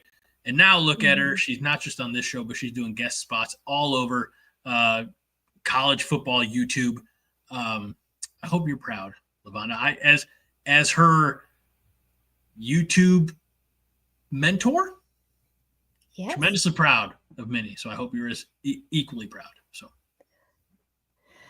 And Pitt, no, it is not a wig. There's no way to prove that. She'll tell you it's not a wig. Tony, with the question of the night for your mom, Minnie's mom, is Drew Aller overrated? Yes. Say yes, Mom. Say yes. I think your mom's already gone. I think she left. She's texting me now. Oh. All right, that was fun. Rascal says that I'm definitely not always nice. Just ask me, Minnie, what? I mean, am I not nice? Greg, you do realize that I started off as your nemesis, you would call me sometimes. When? You have called me your nemesis. It's just, and I know this. I know. It's okay. I am a very patient person. To win the hearts of some Midwesterners, it takes longer than others. She was watering her plants. I think she was watering brass knuckles. No, I promise. Minnie, does your mom like White Claws? I don't think so. I think she drinks just like light wines. Have you hooked her up with that discount Walgreens booze? Yeah, no, I need Mom, next time you come over, she's got a case of Walgreens wine for you, Lavonda. Yes. And she got it at $3 a bottle, so you know it's high quality. It actually is. I mean, look, Kendall Jackson. That's good. I have no idea what that is. I don't know wine. No, you don't. I'm a beer man. I'll tell you it's good. I guess I'll have to take your word for it. Oh, look at what my mom says to you. I love this. I should invite Mom to be on the show sometime. She would have words. Nobody messes with my mom. She says, Greg, be nice. Or dun, dun, dun. Or what? There's Melissa that shows up. Are they related? You'd have to know that. Hi, Melissa. My mom is in the chat. This show is off the rails for all the right reasons. And by the way, I'm here for it. I'm trying to find out what's going to happen if I'm not nice, because I'm usually. You don't want to know, apparently. I keep it above board around here. All right. So, all right. So this list of the top 10 college football quarterbacks heading in the offseason, it's easy time. You said, Greg, I don't like these preseason lists, these preseason rankings. I'm like, yeah, but this is what we do in the offseason is all we speculate. And that's all this is. This is true speculation. Like I said, true speculation.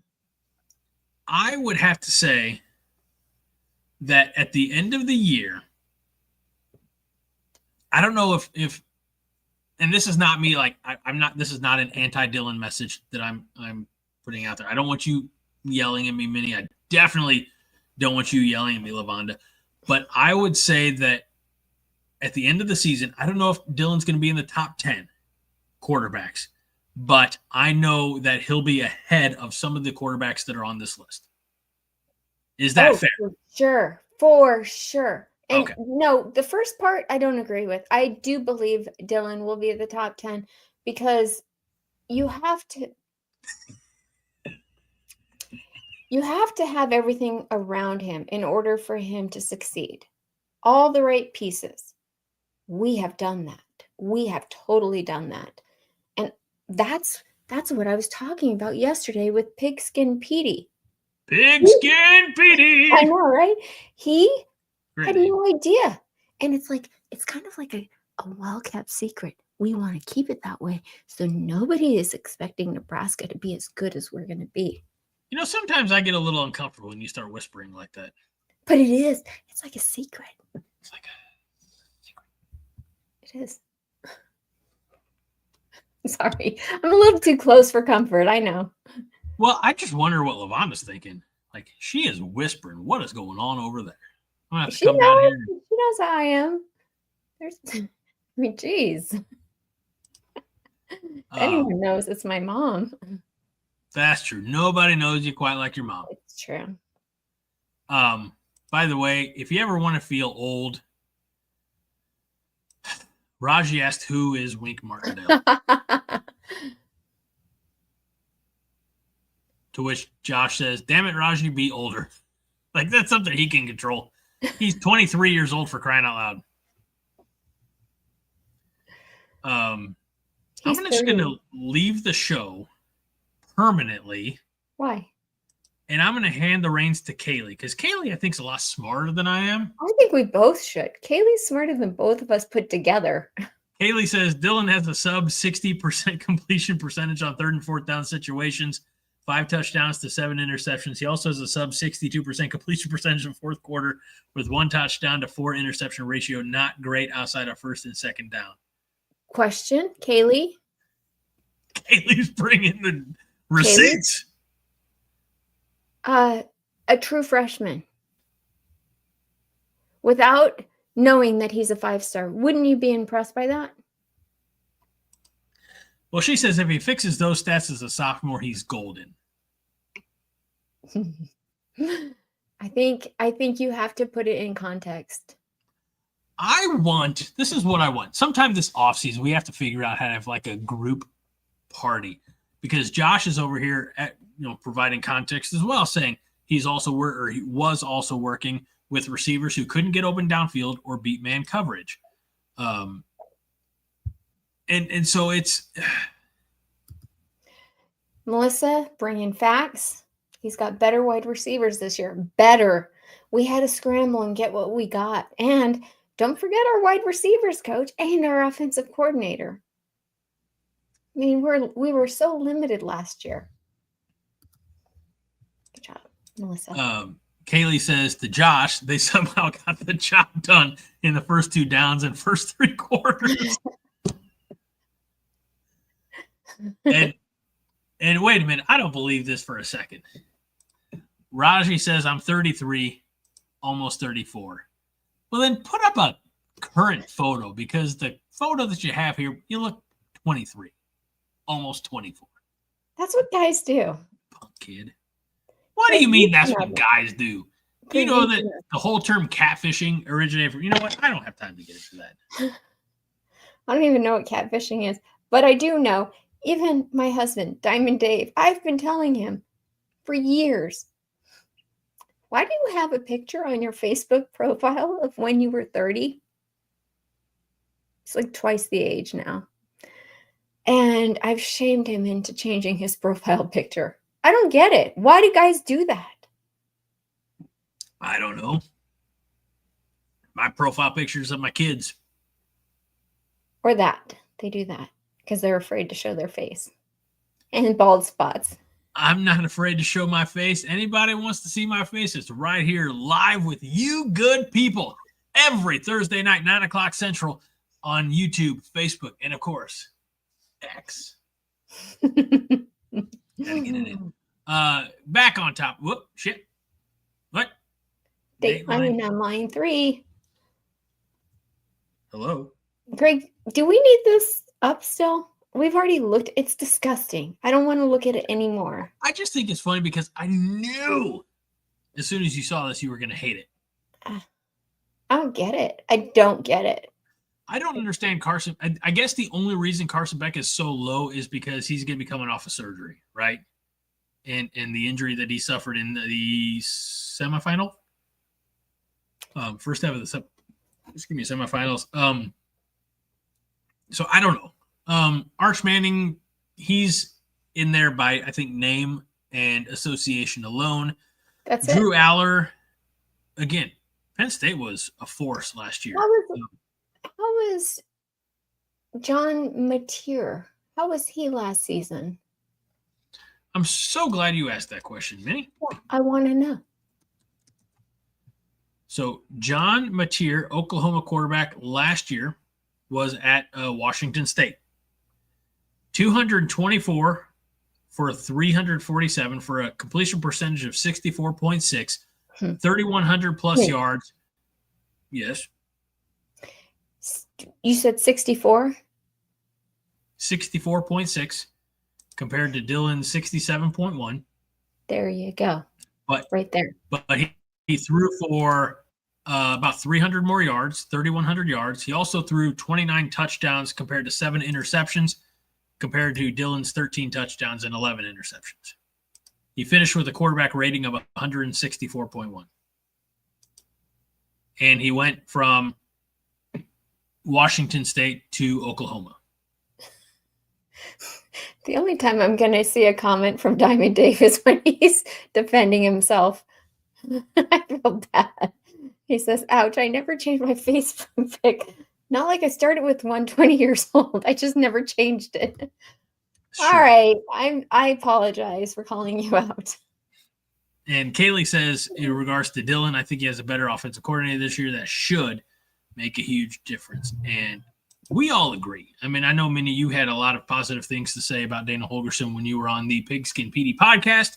And again, we encourage you to go check out that episode over on YouTube, the Pigskin PD podcast channel. Let's see here. Yeah, we can. You're welcome. I'll do away with that, Minnie. My apologies for making you look bad as long as you did. That was painful. I applaud your bravery. You really stuck it out. The painful part of the show is finally over. You're so goodness. You're so strong and so brave. Oh. Rick. What? Just simmer down. You know what? I've had well, I'm on my second pint, but I haven't had anything to eat since like 8:30 this morning. So okay. I don't know what the rest of the show is going to look like, folks. But I'm excited to be here with you. And at the end of the day, isn't that all that matters? Yeah, it is. So, Greg, what's next? Well, Minnie, as I'm looking at everything that we had keyed up to discuss, there's this particular nugget of just delectableness that comes to us, and we tease this in our little video of a state that possibly is more obnoxious than Texas when it comes to how they view their tell me more flagship college football program. I'm going to ask what state could this be from? That's what I was going to ask the Can you comments. give us a hint? Holger Maniacs. Yes. I'm a What Holger state? maniac too. No, Wait. you're in Chatterfield. No. You were. James Foreman says Rhode Island. I don't know why that just tickled me. So, High Mountain Guy, Tony. Greg, what did you call them? Holger Maniacs?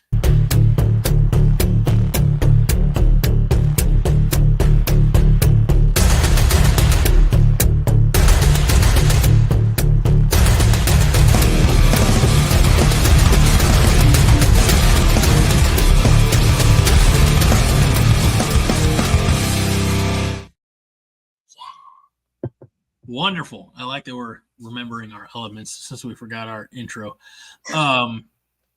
This state has passed or drafted, I should say, legislation making it illegal to plant flags on the turf, or I guess on the football field, the opposing team's flags, rather.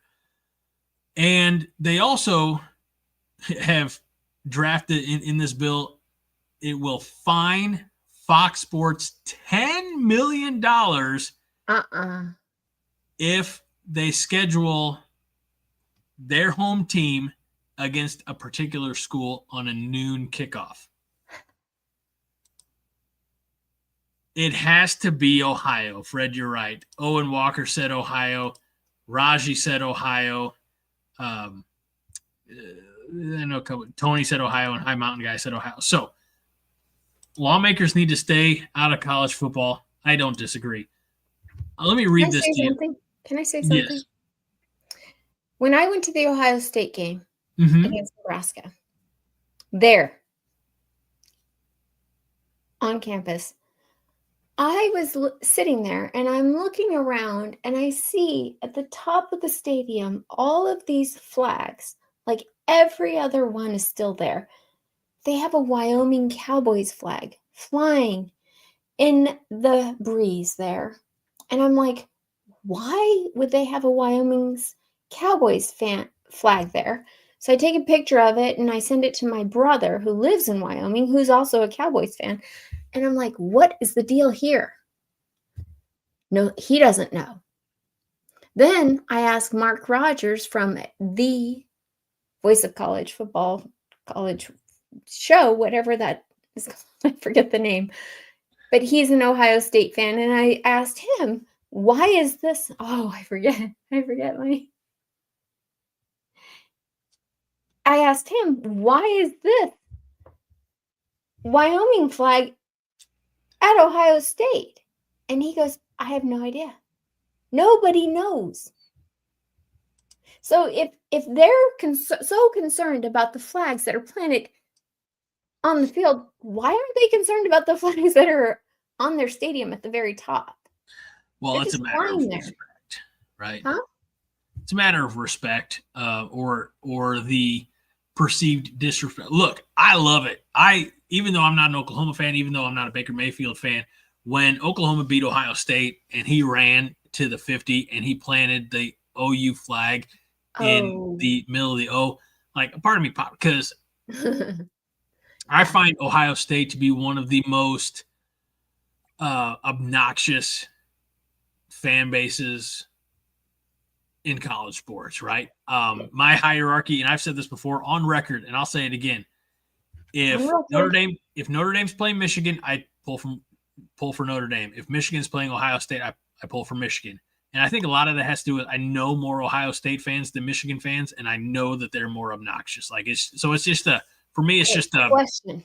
Yes, ma'am. I'm sorry. Yes, Minnie. We're playing Michigan. Yep. This season. Michigan. And they threw dirt in our face. We've talked about this. Yeah. Yeah. How badly do you want to beat Michigan this season? As badly as I want to beat any other team. No. Even more. I don't need to. I want to break some arms. Oh, okay. Well, then where's Dante Dowdell? I know. You don't You have know, it. because that's what it would take. That's what he did to Shiloh Sanders last year. Yeah. But I want to beat Michigan as much as I want to beat Michigan State or So no more? Are you kidding me? what? I feel like this is the most disrespect that we've had in a very long time. Because I their head know. coach opted to take his suspension. Yes. By the way, his self-imposed suspension against another school and Nebraska, or another game and the Nebraska game, rather than the Oklahoma and whoever the hell they played the second week. Like, whatever. I'm not offended by that. I understand Are it. you serious? Greg, what is wrong with you? Snap out of it. We are offended a lot. Who A is this lot. we? We, Are you Husker. talking like the royal we? Like, we are offended. No. Greg, get behind this or else. We're offended. This is not right. He threw dirt in her face. He's an It's he's an way worse. Oklahoma alum. No. It's way worse than what Dion did the last couple of years. He's trying to make it like stick all that yuck that he threw at us. We kind of went for it, but this is way worse. This is way worse. It can't be way worse than Dion. It is, because they're talking smack about us behind closed doors. They're like, Who's hey, who? we don't, Sharon Moore in Michigan. Hey, we don't need the head coach for this game because it's Nebraska. Are you kidding? You're not offended by that? No, I'm not, Vince. No, this is actually really ticking me off. That this is the game that he. What are you doing? That This he. is tremendous. I love the Holger maniacs are on my side. Power to the people. Vince says you're trying to make it a bigger deal than it is, Minnie. Josh says I'm not offended. It's a joke suspension, and they've proven it's a joke. Kaylee says you lost me when you said it's worse than Prime. Anybody? Fred says Minnie's voices in her head are taking over. End the show. Oh no! Come back. Okay, you guys know. You feel the anger too. Come on. Are you serious? Nobody else feels the anger. Pitt says we have sucked. Everyone should talk shit. Sorry, yeah. Kaylee. That's not. I just have to read the comment. You're right. Everybody should talk poop. Justin says, Minnie, if it wasn't for more being how do you know? Do you know that for a fact, Justin? Is that what they said? Nobody came out and said that. Not one person came out and said that. No, we're just having to connect the dots. Great. Do not interrupt me. We can see your bald spot when you put your head forward. It's not a bald spot. It's a colic. Get your head straight. I did not see that, Justin. So, okay, I'll be quiet. I did not see that. I've heard people say, oh, it must be because he's an alum and they're going to honor him during this. I've heard people say that, but does that even matter? Is that what his thinking was? I have no idea. Well, you would imagine that if he's suspended, he's not even able to travel with the team. Yeah, I forget what that is. I think they have to be like outside of the stadium, like within like several yards away, something like that. Fred says, Minnie's half a glass of wine from flipping a table on Greg like Real Housewives of Phoenix.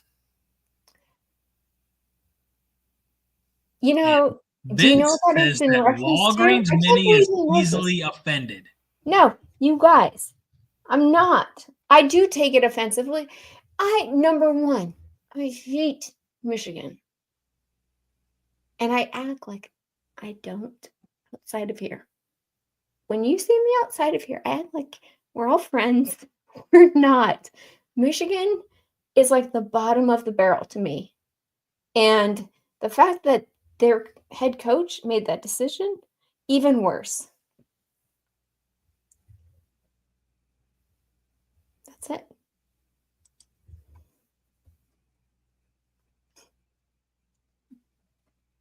I know. Okay. Do you have more wine to drink? I do, but I think you should probably refill your glass. yeah, no, it's okay.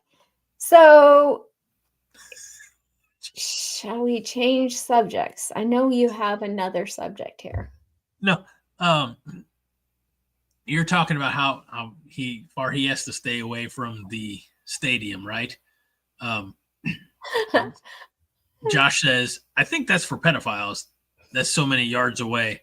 And he says, to be fair, we don't know that he's not a pedophile, so keep him as far away from Lil Red as possible. I don't know. Little Red. He's scared. That's by the way, we have to probably say this. We're not even making allegations or insinuating anything. This is all for entertainment purposes. Please don't sue us, University of Michigan. We're not saying anything like that. You know what? His name is Josh. I'm not going to send you his address. He's a good guy. It's all for entertainment purposes. Yeah, it is. Sort of. Sort of.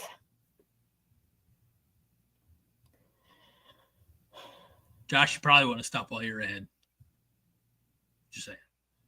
All right. So Ohio, as a state legislature, is submitting.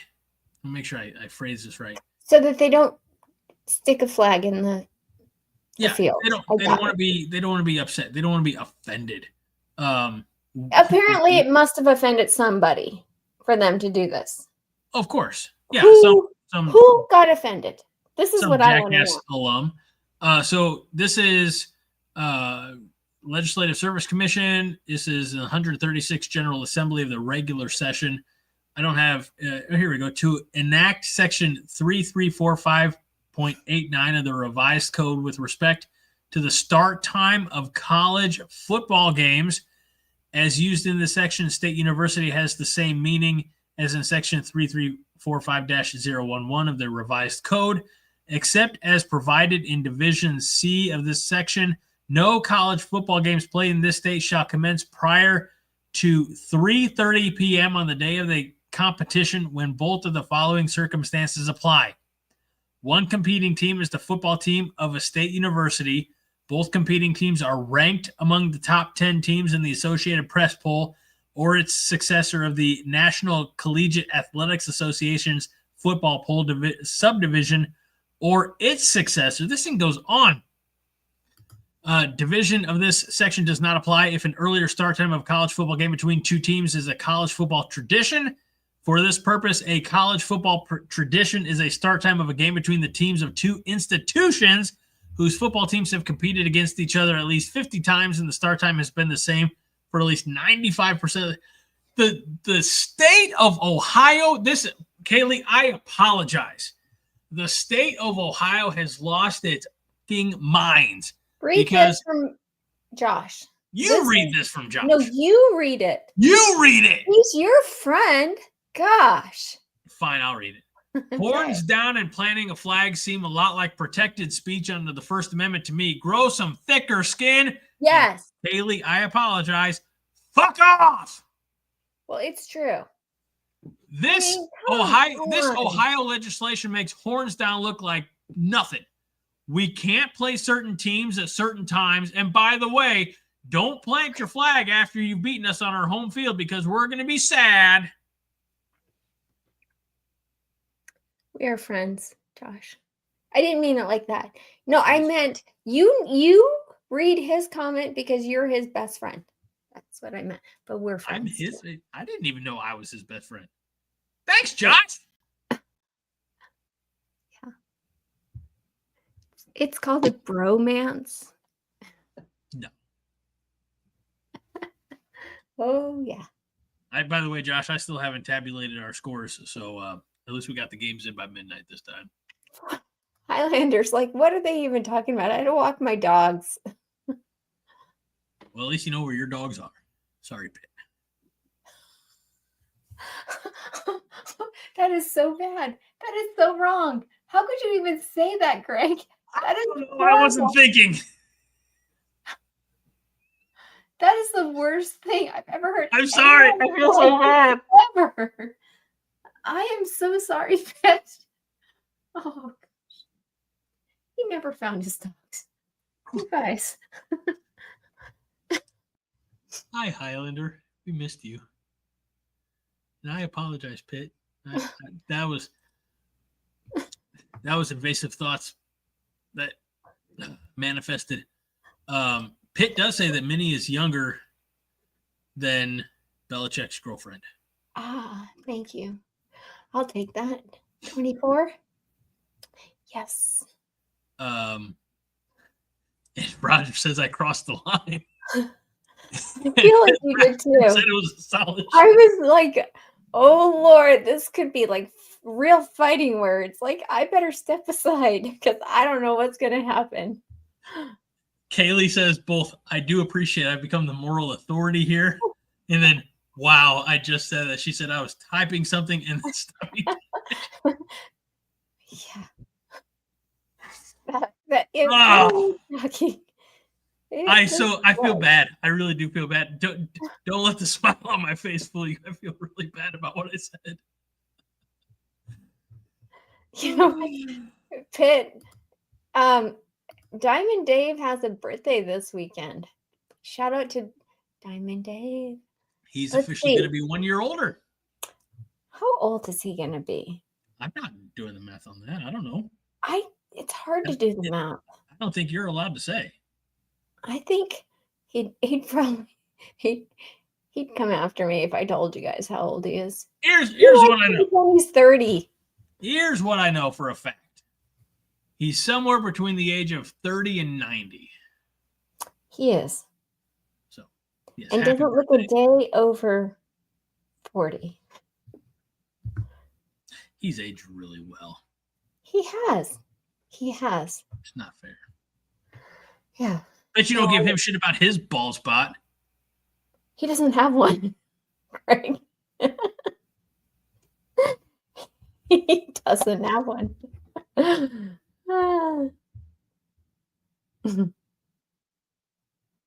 okay. Well, I'm just trying to help you out. That's all. That's the only reason why I mention it to you. I mean, if Diamond Dave had a bald spot, he wouldn't even care. Because who does he have to impress? I don't care. Why do you think I care? You think I'm out to impress anybody? I'm too old for that shit. Somebody needs to come and impress me. Ooh. Yeah. Owen says, I'm surprised Minnie didn't walk off her screen onto my screen and choke me out. So, not wrong. Let's see. Are you taking him on a vacation to Panama? No. Nope. Roger wants to know if he knows who William Martin is. I'm sure he does. He's old enough. He schools me on quite a bit. He's old Fred enough. says he's aged really well considering what he has to deal with. Yeah, you guys have no idea. 3 daughters later, and this poor man. And Kaylee wants to know, what's Greg drinking today? Chronic depression. Oh, shit. Aww. Does your algorithm ever send you to, or do you ever look at Saturday Night Live's Weekend Update with Colin Jost and Michael Che? Are you familiar with their dynamic? I have seen them a time or two, but no, my algorithm doesn't do that. No.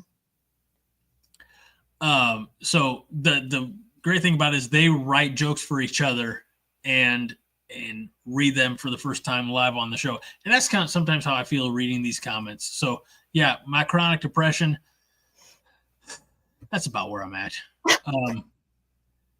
Jimmy McNutty says, I bet Dave is 63, Greg is 44, and Minnie is 39. I love you, Jimmy McNutty. I'm Buddy, 39. I don't want to break your heart. He's close to 44. That's close enough, Greg. You're going to be 43 in a couple of months, so just deal with it. Yeah, but it wasn't my age I was talking about. What? No, what? That's all I'm allowed to say. What do you have to say, huh? Nope, I've said my piece. I've also lost my my studio light. It died, so you get Greg in the dark for the rest of the show. Owen turns Friday, or Owen turns 43 next Friday, so happy early birthday, Owen. Make sure you join us next Thursday, and we'll sing to you, because that's what we do here. We sing randomly to random people on the internet, and only occasionally, not all the time. No, we do. And here's the other thing. I'm going to task Greg and myself a little bit with doing something special for the members, people who actually have become members. I asked Greg to think about this past week. Obviously, he hasn't gotten anywhere on this, but I'm going to push for it to happen within the next week, so that you guys, because if you're a member, I feel like we should do something special for you. Yes. So 100% for sure, don't become a member tonight. Wait and become a member next week, because then we'll have a fun new production element for you, and it's going to be a blast. It's going to be a blast. And we're not going to forget about you that just became, come on, that just became members. Fred Sacco, again, they re-upped their membership. So we'll include you too. I'll make sure Greg does. Haas says, by the way, I don't know. Haas. Yes, we did know this. We talked about this, Haas. Speaking of Belichick, did anyone else know that Bob Diaco's coaching at UNC? Yeah. Yes. Now, I don't know. Haas, give me a thumbs up or thumbs down if I'm allowed to share your big news. I don't want to go. Did the baby come? Stop! Shut up! Well, you can't say big news when we know she's expecting any minute. That's true, but not yet. Not yet. So anyway, okay. So Haas says, go ahead and share. Monday, Haas and Katie, more Katie, Haas will be there, will be induced. And their little baby boy will be born. So that means, yes, Katie's here too. Awesome! 4 days and counting. This time next week, there will be a new Husker fan in the family. And we're all excited. Katie, I know you're here. I know you're watching. And we're just going to continue praying for everything to be smooth sailing from here on out. Excited. I told Haas, I don't know if he told you, and I know you say you had a name picked out, but what he doesn't know is that when the birth certificate arrives, it's really going to be called 5 Heart Reuter. Whatever name you had picked out, it's just going to be replaced by 5 Heart. I don't know if you knew that. I want to make sure you were aware going into it. So here's the thing. We got to make sure that he has all the Husker stuff that he could possibly ever want. Husker, little red babies. I sent a Nebraska swaddle blanket, the same one that the twins had when they were born. So we have to figure out how we can get Nebraska stuff to them. Well, I think they said that. I don't know if this is still going to happen, Haas. Maybe you guys can confirm it. I mean, it might be too much for you to confirm right now because you're expecting a baby. But if you're planning on coming to the Michigan game in Lincoln, we can bring gifts if we want. Yes? That's right. We'll make it a big old post-birth baby shower. I would love to do that. Katie says, taking the swaddle blanket to the hospital. That's awesome. And Haas says, naming him Lane after his favorite play caller in college football and fellow native son of Nebraska, Lane Kiffin. So, Katie, gosh, that's huge. That is so awesome. That just gave me goosebumps. James wants to know, Katie, are you live streaming the birth for members? He's so lost right now and a bit high. So, fantastic. Again, wishing you all both nothing but the best. Can't wait to see. I don't know how to say this. I think Pitt's puffing and not passing. Wants to see Greg have a baby. Y'all are wrong. Do me a favor and send me a picture of Lane before you send it to the grandparents. I just want like moderate bragging rights. Y'all can do that for me. That'd be great. Appreciate it so much. Awesome. They're going to be at the Michigan. At the Michigan game. So yes, sounds good. All right. So in Ohio, at Ohio Stadium, presumably, I'm guessing they're not talking about the Ohio University, but Ohio State University. You're not going to be able to plant the flag. You're not going to be able to have kickoffs before noon because preferential treatment for an Ohio State University. Whatever. Here's the thing. Kickoffs before noon. Seriously, you're going to find freaking ESPN. Good luck with that. No, Fox Sports. Fox Sports. Excuse me. You're going to find Fox Sports if they happen to schedule a game before noon. Again, good luck with that. I agree. Good luck with that. Yeah. What happens if they don't pay? What happens if they decide not to go along with your scheme here? I mean, realistically, they could just agree to not air any Ohio State games. Yeah. Couldn't they? Yeah. So, is this going to become a state, the Ohio State versus Fox Sports thing? Like, what the heck? Yeah, I don't have the answer to that question. I'm sorry. But my assumption is that it applies to all state schools. Mm-hmm. I think Cincinnati is a state school, right? Again, Ohio State. I'm sure there are others.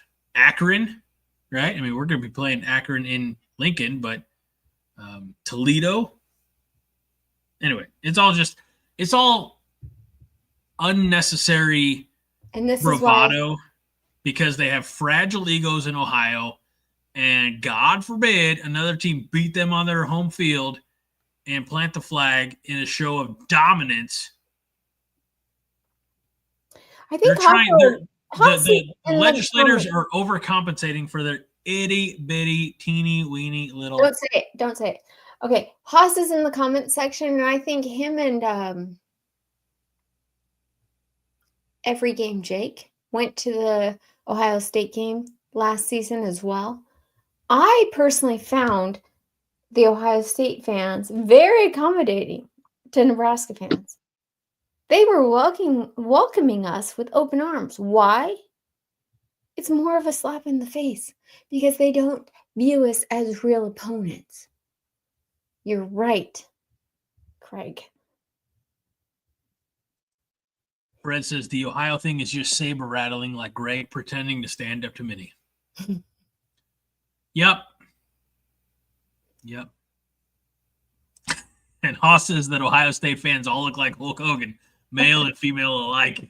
I didn't notice the females. Or the males, to be honest. Didn't notice the females or the males. I didn't. All right. Well, Minnie, it is past the 11 o'clock hour, and we have a slew of starred comments I cannot wait to dig into. Oh my gosh. What the heck? Let's finish this thing. No. Unlike Monday nights, we actually address our starred comments here. How do you know I don't? Because I come in at the end and do the audio work, and I see that there's half a dozen or more starred comments that look unresolved. Maybe Does that bother you? It affects me. He clicks through every comment. He's like, he talks about it. I know. Just to all so you can like rest easy at night. I can't go to bed with starred comments that are unresolved. I know. So we're gonna go to it. Haas says when Ohio State fans go camping, the Bears hide their food. And Fred says Minnie admits her podcast malfeasance live on air. I'm still learning. Just help a girl out. Honestly, Jeez. at this point, a year and a No. half in, Never done it before. Don't even I didn't a lot, you guys. You have no idea. Dealing with Greg, what I have to put up with. that's true. I'm a handful. Yes. Two handfuls. Even John. John's like, Minnie, I tried. Maybe you can help.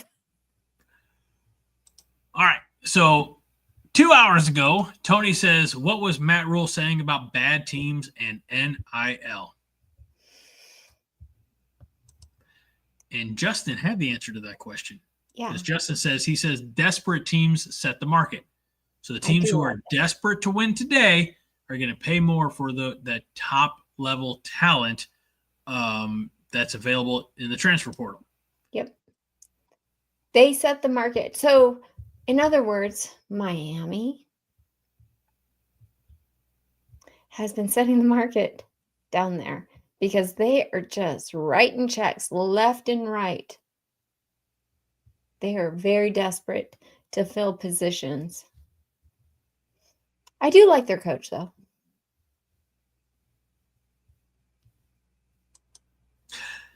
Pitt says, Minnie, if you're just learning, maybe don't shit on the giants whose shoulders you stand on. Bye. Shoulders. He's not a giant. He may be tall, but he's not a giant. I can squash that giant pretty easily. Just kidding. Just kidding. Kidding. All right.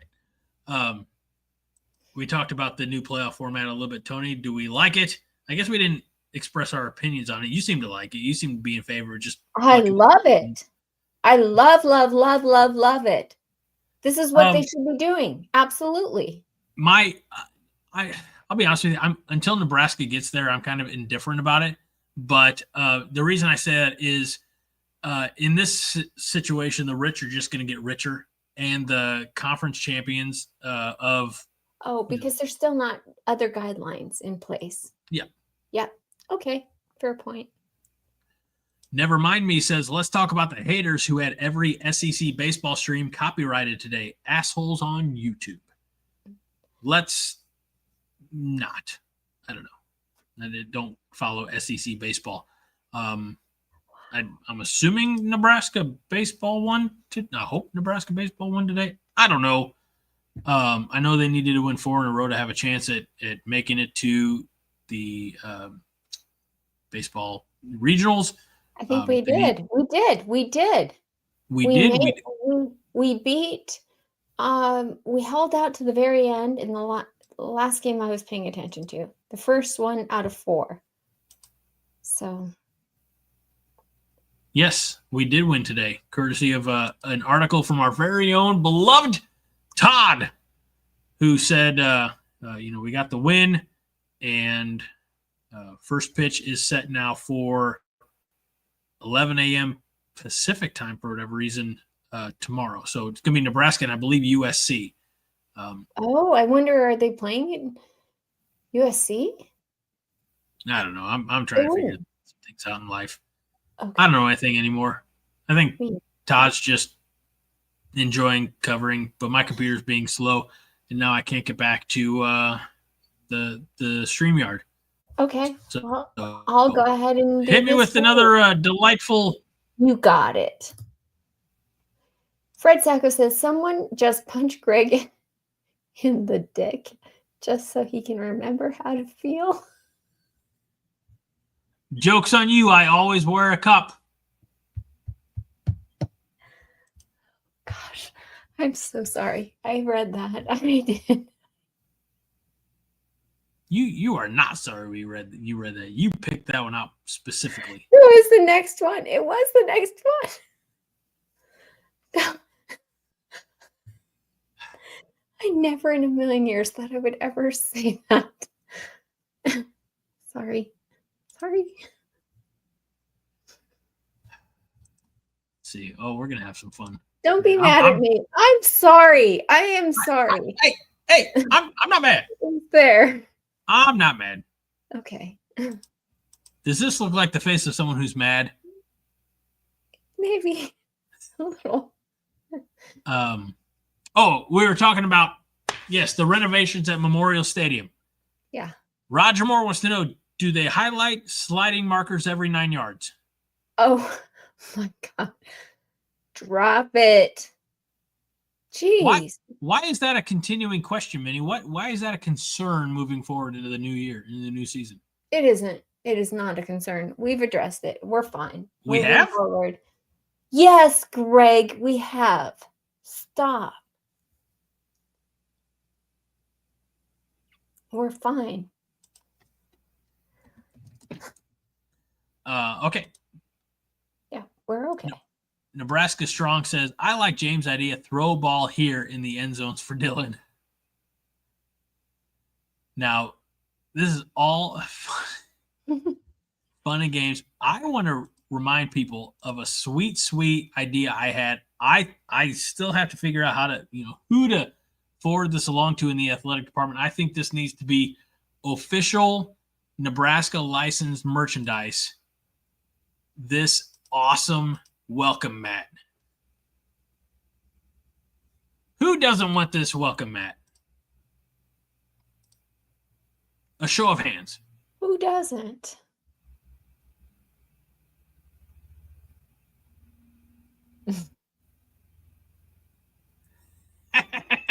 Kaylee says maybe in the new Greg Field design it should have first downs and then quarterback first downs. Thank you, Kaylee. Mm-hmm. All right, so far we've got Owen wants one. A Highlander asks how much. Justin says, I'll take it. Got to get the Greg end zone. Extra points for – no, we're not doing that. Pitt wants that, Matt. Haas not only doesn't want it, emphatically does not want it. Why? Haas, I created this design, buddy. If it shows up on your doorstep, you're just going to deal with it. He created it. And then, okay, here's the deal. Greg and I, he knows that I'm the creative one. You know I'm the creative one between the two of us. This is my area of expertise. You even know it. And Greg kept saying to me, Minnie, how many are you doing? I think you've done too many. And I'm like, Greg, how many are you doing? And he's like, 7? 3, 4. And I'm like, Greg, I'm only doing 2. And he's like, yeah, that's still too many. He just didn't want me to compete. I'm still upset with him about this.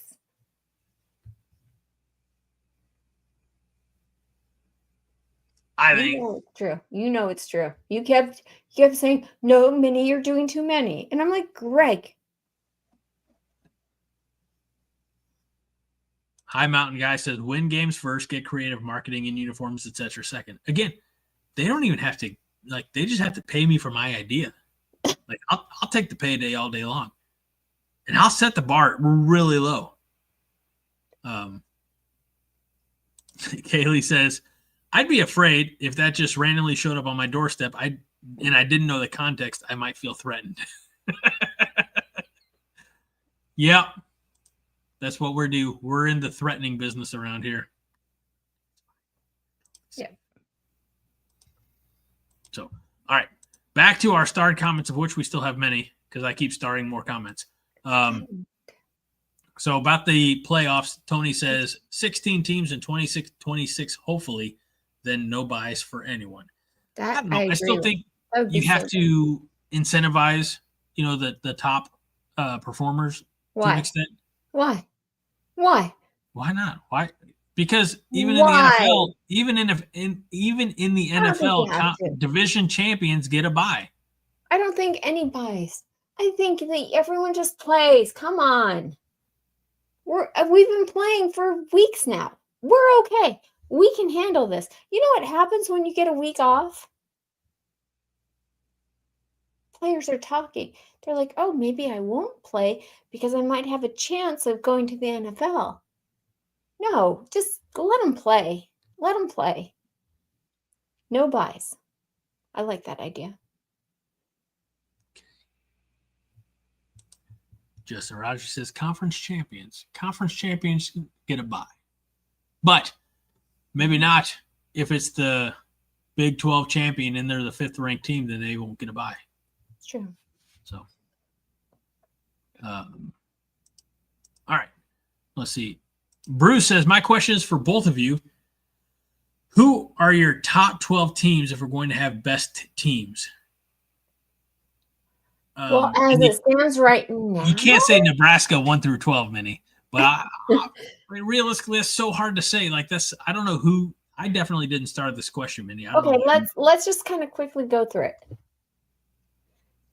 without any biasness. Let's try. Can we do this? Biasness? Yes.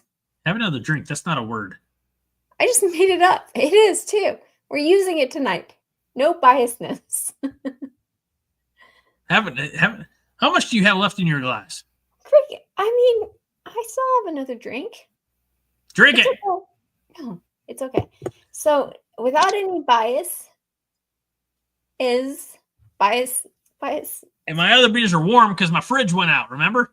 People are leaving. It's 2.5 hours long. Greg. People are here because they care. Ohio State, Texas. Who else are we going to throw in there? LSU. Wait, who'd you say? Huh? Who'd you say? Ohio State, Texas, LSU, Georgia.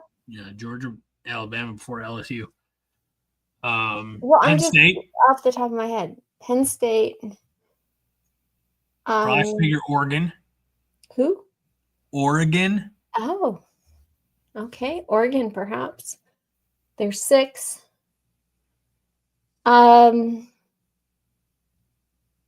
Depending on what, our national prognosticators believe Clemson could be a contender this year. Clemson. A lot of people think Clemson. Tennessee might be good again. Tennessee. Did you say Michigan? No hope. Neither does Michigan. You say no Michigan? No Michigan, no Tennessee. You hate them so much because Sharon Moore is like, I don't need to be there for it's just the truth. I mean, let's be honest. It's just the truth. I'm not going to throw them in there just because they won a national championship 2 years ago by cheating. No. So we have 7. And who else? I mean, we figure we've been primarily picking SEC and Big 12 or Big 10 teams. I guess we could throw in Notre Dame because Notre Dame has about the same roster and returning coach. Yes. And Haas says Clemson will win the whole ball of wax. Possibly. He might be right. So we have 8 so far. We need 4 more. 4 more. Huh. It's hard to say. It really is. Because in the Big 10. Nebraska? I mean, I want to say Nebraska. I just don't want to say Nebraska either because people are be like, like we're the punchline. But at the same time, this is a Nebraska show. So if we're not a little bit homeristic, then okay. people So are going to think. There's 9. Okay. 9. And then. Really?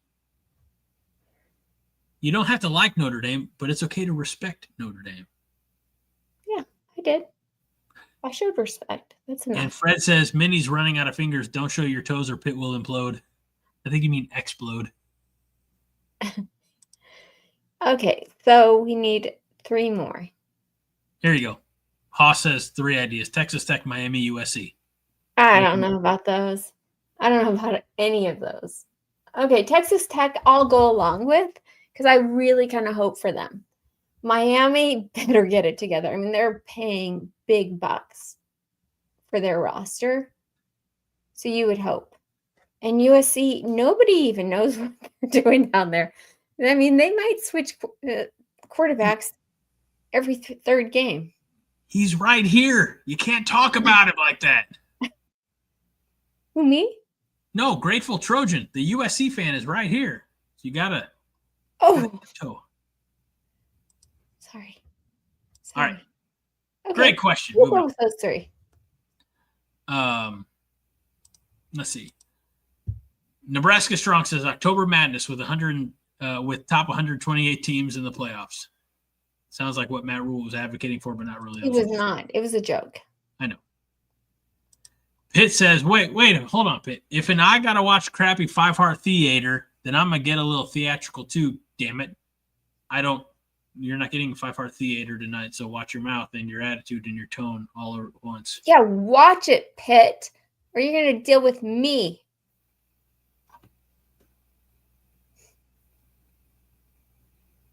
It's not something you want to deal with. We already addressed that one. We already addressed that one. Minnie's thoughts, not my thoughts, are our collective thoughts, but Minnie's thoughts on media calling us soft after Rule's joke comment of a 40-team playoff. People are jerks. This is my thought. People are jerks. And we've dealt with this for years, you guys. As Nebraska fans, we're just used to it. They will poke fun at us every chance they get. And they will pick and choose our words and twist them with leaving the context out. So we're used to it. And that's all I have to say. You know, in particular, that guy who said this, I am not a fan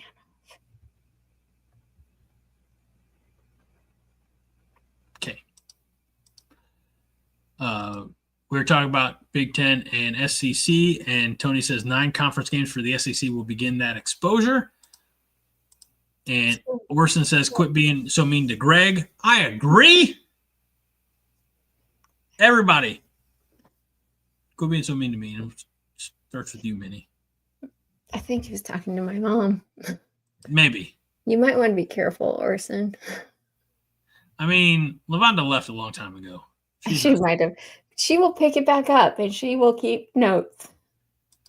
Kaylee says if Dylan improves in the clutch, he could rise dramatically on the national stage. He needs to improve in pressure situations as well. I don't disagree, but I do believe that clutch and pressure situations is kind of the same thing. Sorry, Kaylee. Am I wrong? Don't correct Kaylee. I know better. Oh, I'm going to pay for that later. Orson says, disclaimer. Greg, I'm so glad you're real nice to me. Of course I am, buddy. You show up in the comments. He's like, oh, look who's here. My buddy. Pitt says, we could have a whole new show if Minnie just whispered nasty shit the whole time. I did not start this comment. I didn't. Are you sure? I'm sure. I think the algorithm is set to start every comment that has your name in it. Okay. So are you okay? Moving on. James Boardman says relegate Ohio State games to RFD TV at 9 a.m. I second that motion. All in favor? Aye. Aye. Perfect. Thank you, James. Justin says, you know what I've learned? If you make a rule/law, people are just going to do it more. That's kind of the truth, honestly. It's so true. People are like, wait a minute. I didn't even realize I could do that. You think this rule applies to us? I don't think it applies to us. Let's go do it anyways. That's what I think they say. Catching up on the current ones because you have to. Haley says, ... How dare you? Yes, how dare you, Greg? I told you. Indeed. Fred says he started. I don't think, and also possibly Pitt started. So let's see. Owen says Greg and Minnie question in week 4 it could be Belichick versus Frosty. Do you think big noon kickoff will take that and we play Michigan at night on NBC? I hope so. I don't think that there's a whole lot of demand for Scott Frost back on the national stage. I could see more just the allure of Bill Belichick coaching college football and how that will draw eyeballs. But again, I don't think it's necessarily anything to do with Scott Frost. I don't think Scott Frost is the attraction or the novelty that because he's, I hate to say it, back in the Big 12. He's back at UCF. How will that affect Nebraska, Michigan on it or where that game ends up? I don't know. I just don't think that. I don't think North Carolina UCF is bigger than Nebraska, Michigan. I think if here's what I know. Executives love to create that drama. And the fact that I keep doing this, the fact that Scott Frost is playing North Carolina's Bill Belichick the same day that we're playing Michigan at home, our first conference game, they're going to exploit that as much as possible. So yes, Owen, you're probably right. That sounds like a very lucrative business to do them at noon and us at 8.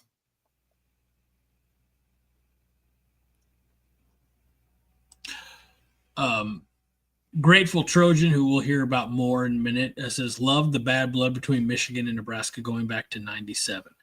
And I'll say this, to his credit, that was a lot of that was propagated by Scott Frost, who says, think about this, coaches, who would you rather play, Nebraska or Michigan? And vote accordingly. That's how we had the split title in 1997. All right, let's see here.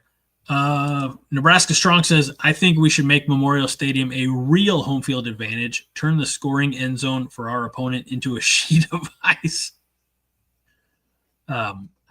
It'd be tough to pull off in September. Just saying. And also, you still have to flip that every quarter. So, be a lot of logistics to make that one work, Nebraska Strong. Again, I don't know who started that comment. Pitt says, I give consent, pull me, Greg. What the fuck? Where did that one? Minnie, you started that comment, didn't you? Don't lie. He wants to be pulled by you, Greg. I have no idea why he would even say that. So confused, a little conflicted. I don't know. I just am like, okay, he's given consent. I thought, if anything, we want to put it on the screen just in case later for legal issues, we might need to refer back to this. What are we doing? I have no idea. I'm so. I don't know. It just seemed right. Bruce Davis says, I'd love to see Nebraska getting in one day and winning the championship would be great. Bruce, I agree. Yes. That's a hot take. That's not so hot. That's a pretty mild take. You know what? I'm not even going to read that one, Fred. Shameful. Braska Rascal says, Minnie, I haven't seen any content from Connor lately. Oh, I know. I definitely did not start this comment. I did. That a-hole. Is he just chilling on the off season? Greg, don't be a jerk. Okay, I'm a jerk. Sorry. Yeah, you are. I'm sorry. I apologize. Connor is moving here in, let's see. Yesterday he texted me. He said it's 29 days away. So today it's 28. And he already has his place everything picked out. And he's starting to pick up furniture. So yeah, he'll be here soon. And then he'll start making content And Greg is going to have to hush it. I withdraw my a-hole comment because I really don't know the guy. But no, you don't. He's so nice. Everybody loves Connor. Jeez. I don't need odds and things like that. That's not my bag. Mm-hmm. Don't need DraftKings supporting me. I don't need any financial support. I do this for the love of the game because I have a full-time job already. I feel satisfied and fulfilled in that. Okay, moving on. YouTube dollars to pay my mortgage. You were treading on thin ice. Me?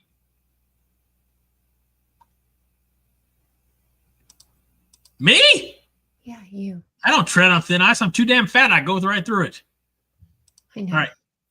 Grateful Trojan says, "What up, Huskers? Fight on. Peace." What up, Grateful Trojan?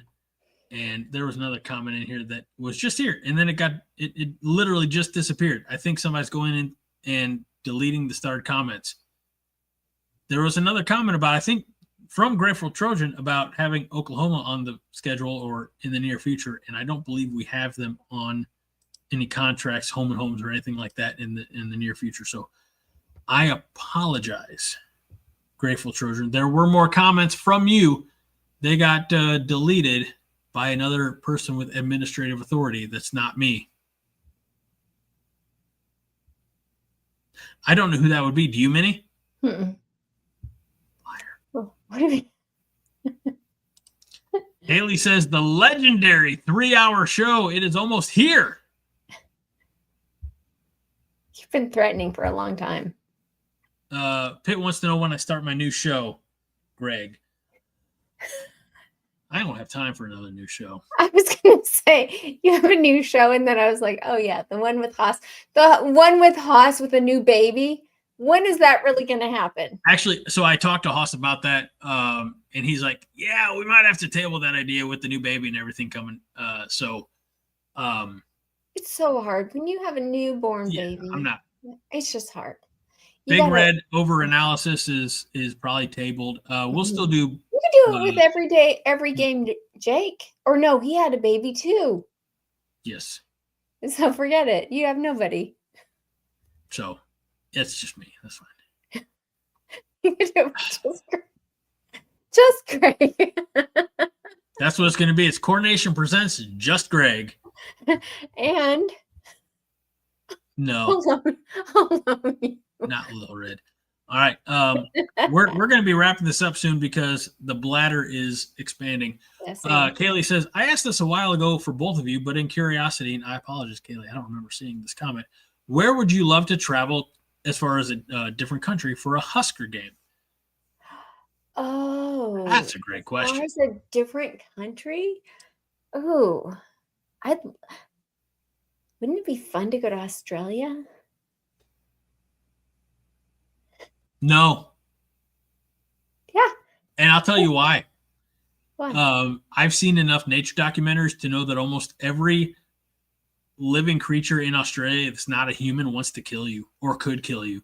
And so I don't really want to go to Australia. Going out to like places where things can kill you. I think we would go to like a city. That would be awesome, Greg. That's where I would like to go. I mean, Australia was a penal colony. Also, it's in the southern hemisphere. So when it's cold here, it's warm there. That's how the southern hemisphere works. Yeah, so let's go. That sounds fun. To Australia. Yeah. For a Husker game. Yes. That doesn't exist yet. She asked, okay? There's my answer. So you say Australia, and that's fine. Let's see. Kaylee says, I'm not there now, but I would have loved to get to a game out in Tokyo or Sendai while I was there. Also, watching while I was in Japan sucked due to the time difference. So she says Tokyo by most merits. And this is going to be so split. There's one country for me to visit above all others, and that's Ireland. But Nebraska doesn't exactly have a great history of playing football in Ireland. So I don't know if I'd want to subject the Irish football fans to another Well, no Scott Frost, no onside kick, and I know I apologize. I wasn't supposed to ever mention that again. So if not Ireland, Italy, specifically Rome. I would love to go to Rome, and I'm sure there's plenty of sports venues to watch a college football game in Rome. So that's where I would. Like the Coliseum? Not the Coliseum. I don't know if you've been to the Coliseum recently, but it's not exactly set up for college football. I do.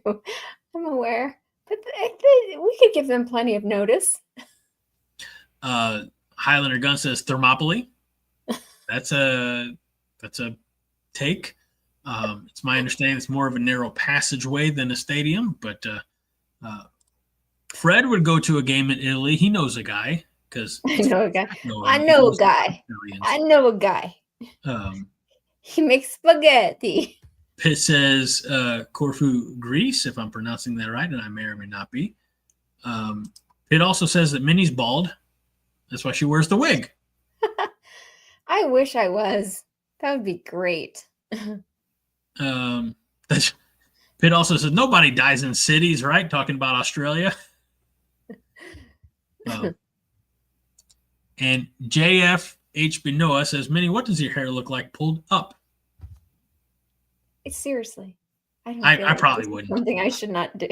I feel like this is like that's a trap. Kink. I was going to do it, but no. What'd you say it was? Some sort of kink or something. Craig, I have no idea. What is going on with this show? No, well, you're the one who clicked on it. Jeez. This show used to be respectable, and we just talked Nebraska sports, and that was it. Now we're talking kinks and. Hey, Greg, I have an idea. Why don't you show me what your T-shirt looks like pulled up? You're like, wait. Like no, I'm not gonna do that. You're like, wait a second, this is weird. Is this what you're talking about? No. I don't know what you mean, like shirt I'm talking like. This is what I'm saying. Like it's the same kind of thing. Yeah, what's up? Except I got an undershirt on there. Look at my boobs, everybody. And my suspenders I had time to take off. Exactly. Now you get it. The hell's going on with this show? I'm not used to this much stage direction. I'm confused. I'm a little conflicted. All right. We're done.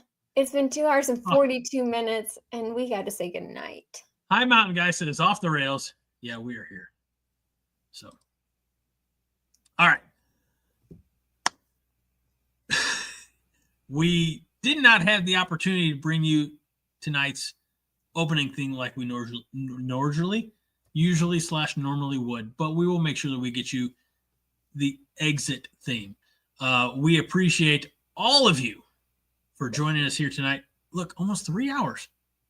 Kaylee was wanting to get to that midnight hour, and we weren't able to do it. We apologize, Kaylee. Minnie is ready to do something else with her life tonight. And that is fine. We applaud or approve. But before we go, we do want to be reminded, as Fred says, quoting Minnie, to me, quote, "You have nobody." I hope those are words that you have whispered into your ear late at night. Your head hits the pillow. No, I'm kidding. It's going to haunt my dreams. I'm just going to have whispers. I'm kidding, Greg. I'm kidding. Trojan? Yeah, Grateful Trojan. Good luck to you, Huskers. Thank you. Thank you. I don't know what you expected jumping on tonight. Maybe it wasn't this, or maybe it was. But regardless, I apologize. So, my great friend and fellow live YouTube /Facebook /X warrior, Minnie Hunt. I'm Greg Mahochko. This is the 5 Heart Podcast, and we remind you each and every week that 5 Heart is all the heart you need. Minnie? Pit Snipe says, Greg has me forever. Isn't that sweet? Go Big Red. 58.5 completion percentage in the red zone, Minnie. Okay. Thanks, Kaylee. I'll be having those whispers tonight. Jeez. All right, get us out of here, Minnie. What do I do? You haven't said go Big Red yet. I did. No, you commented that you read the comment. No, I said it, but I'll say it again. Okay. Go Big Red. Go Big Red. Go Big Red.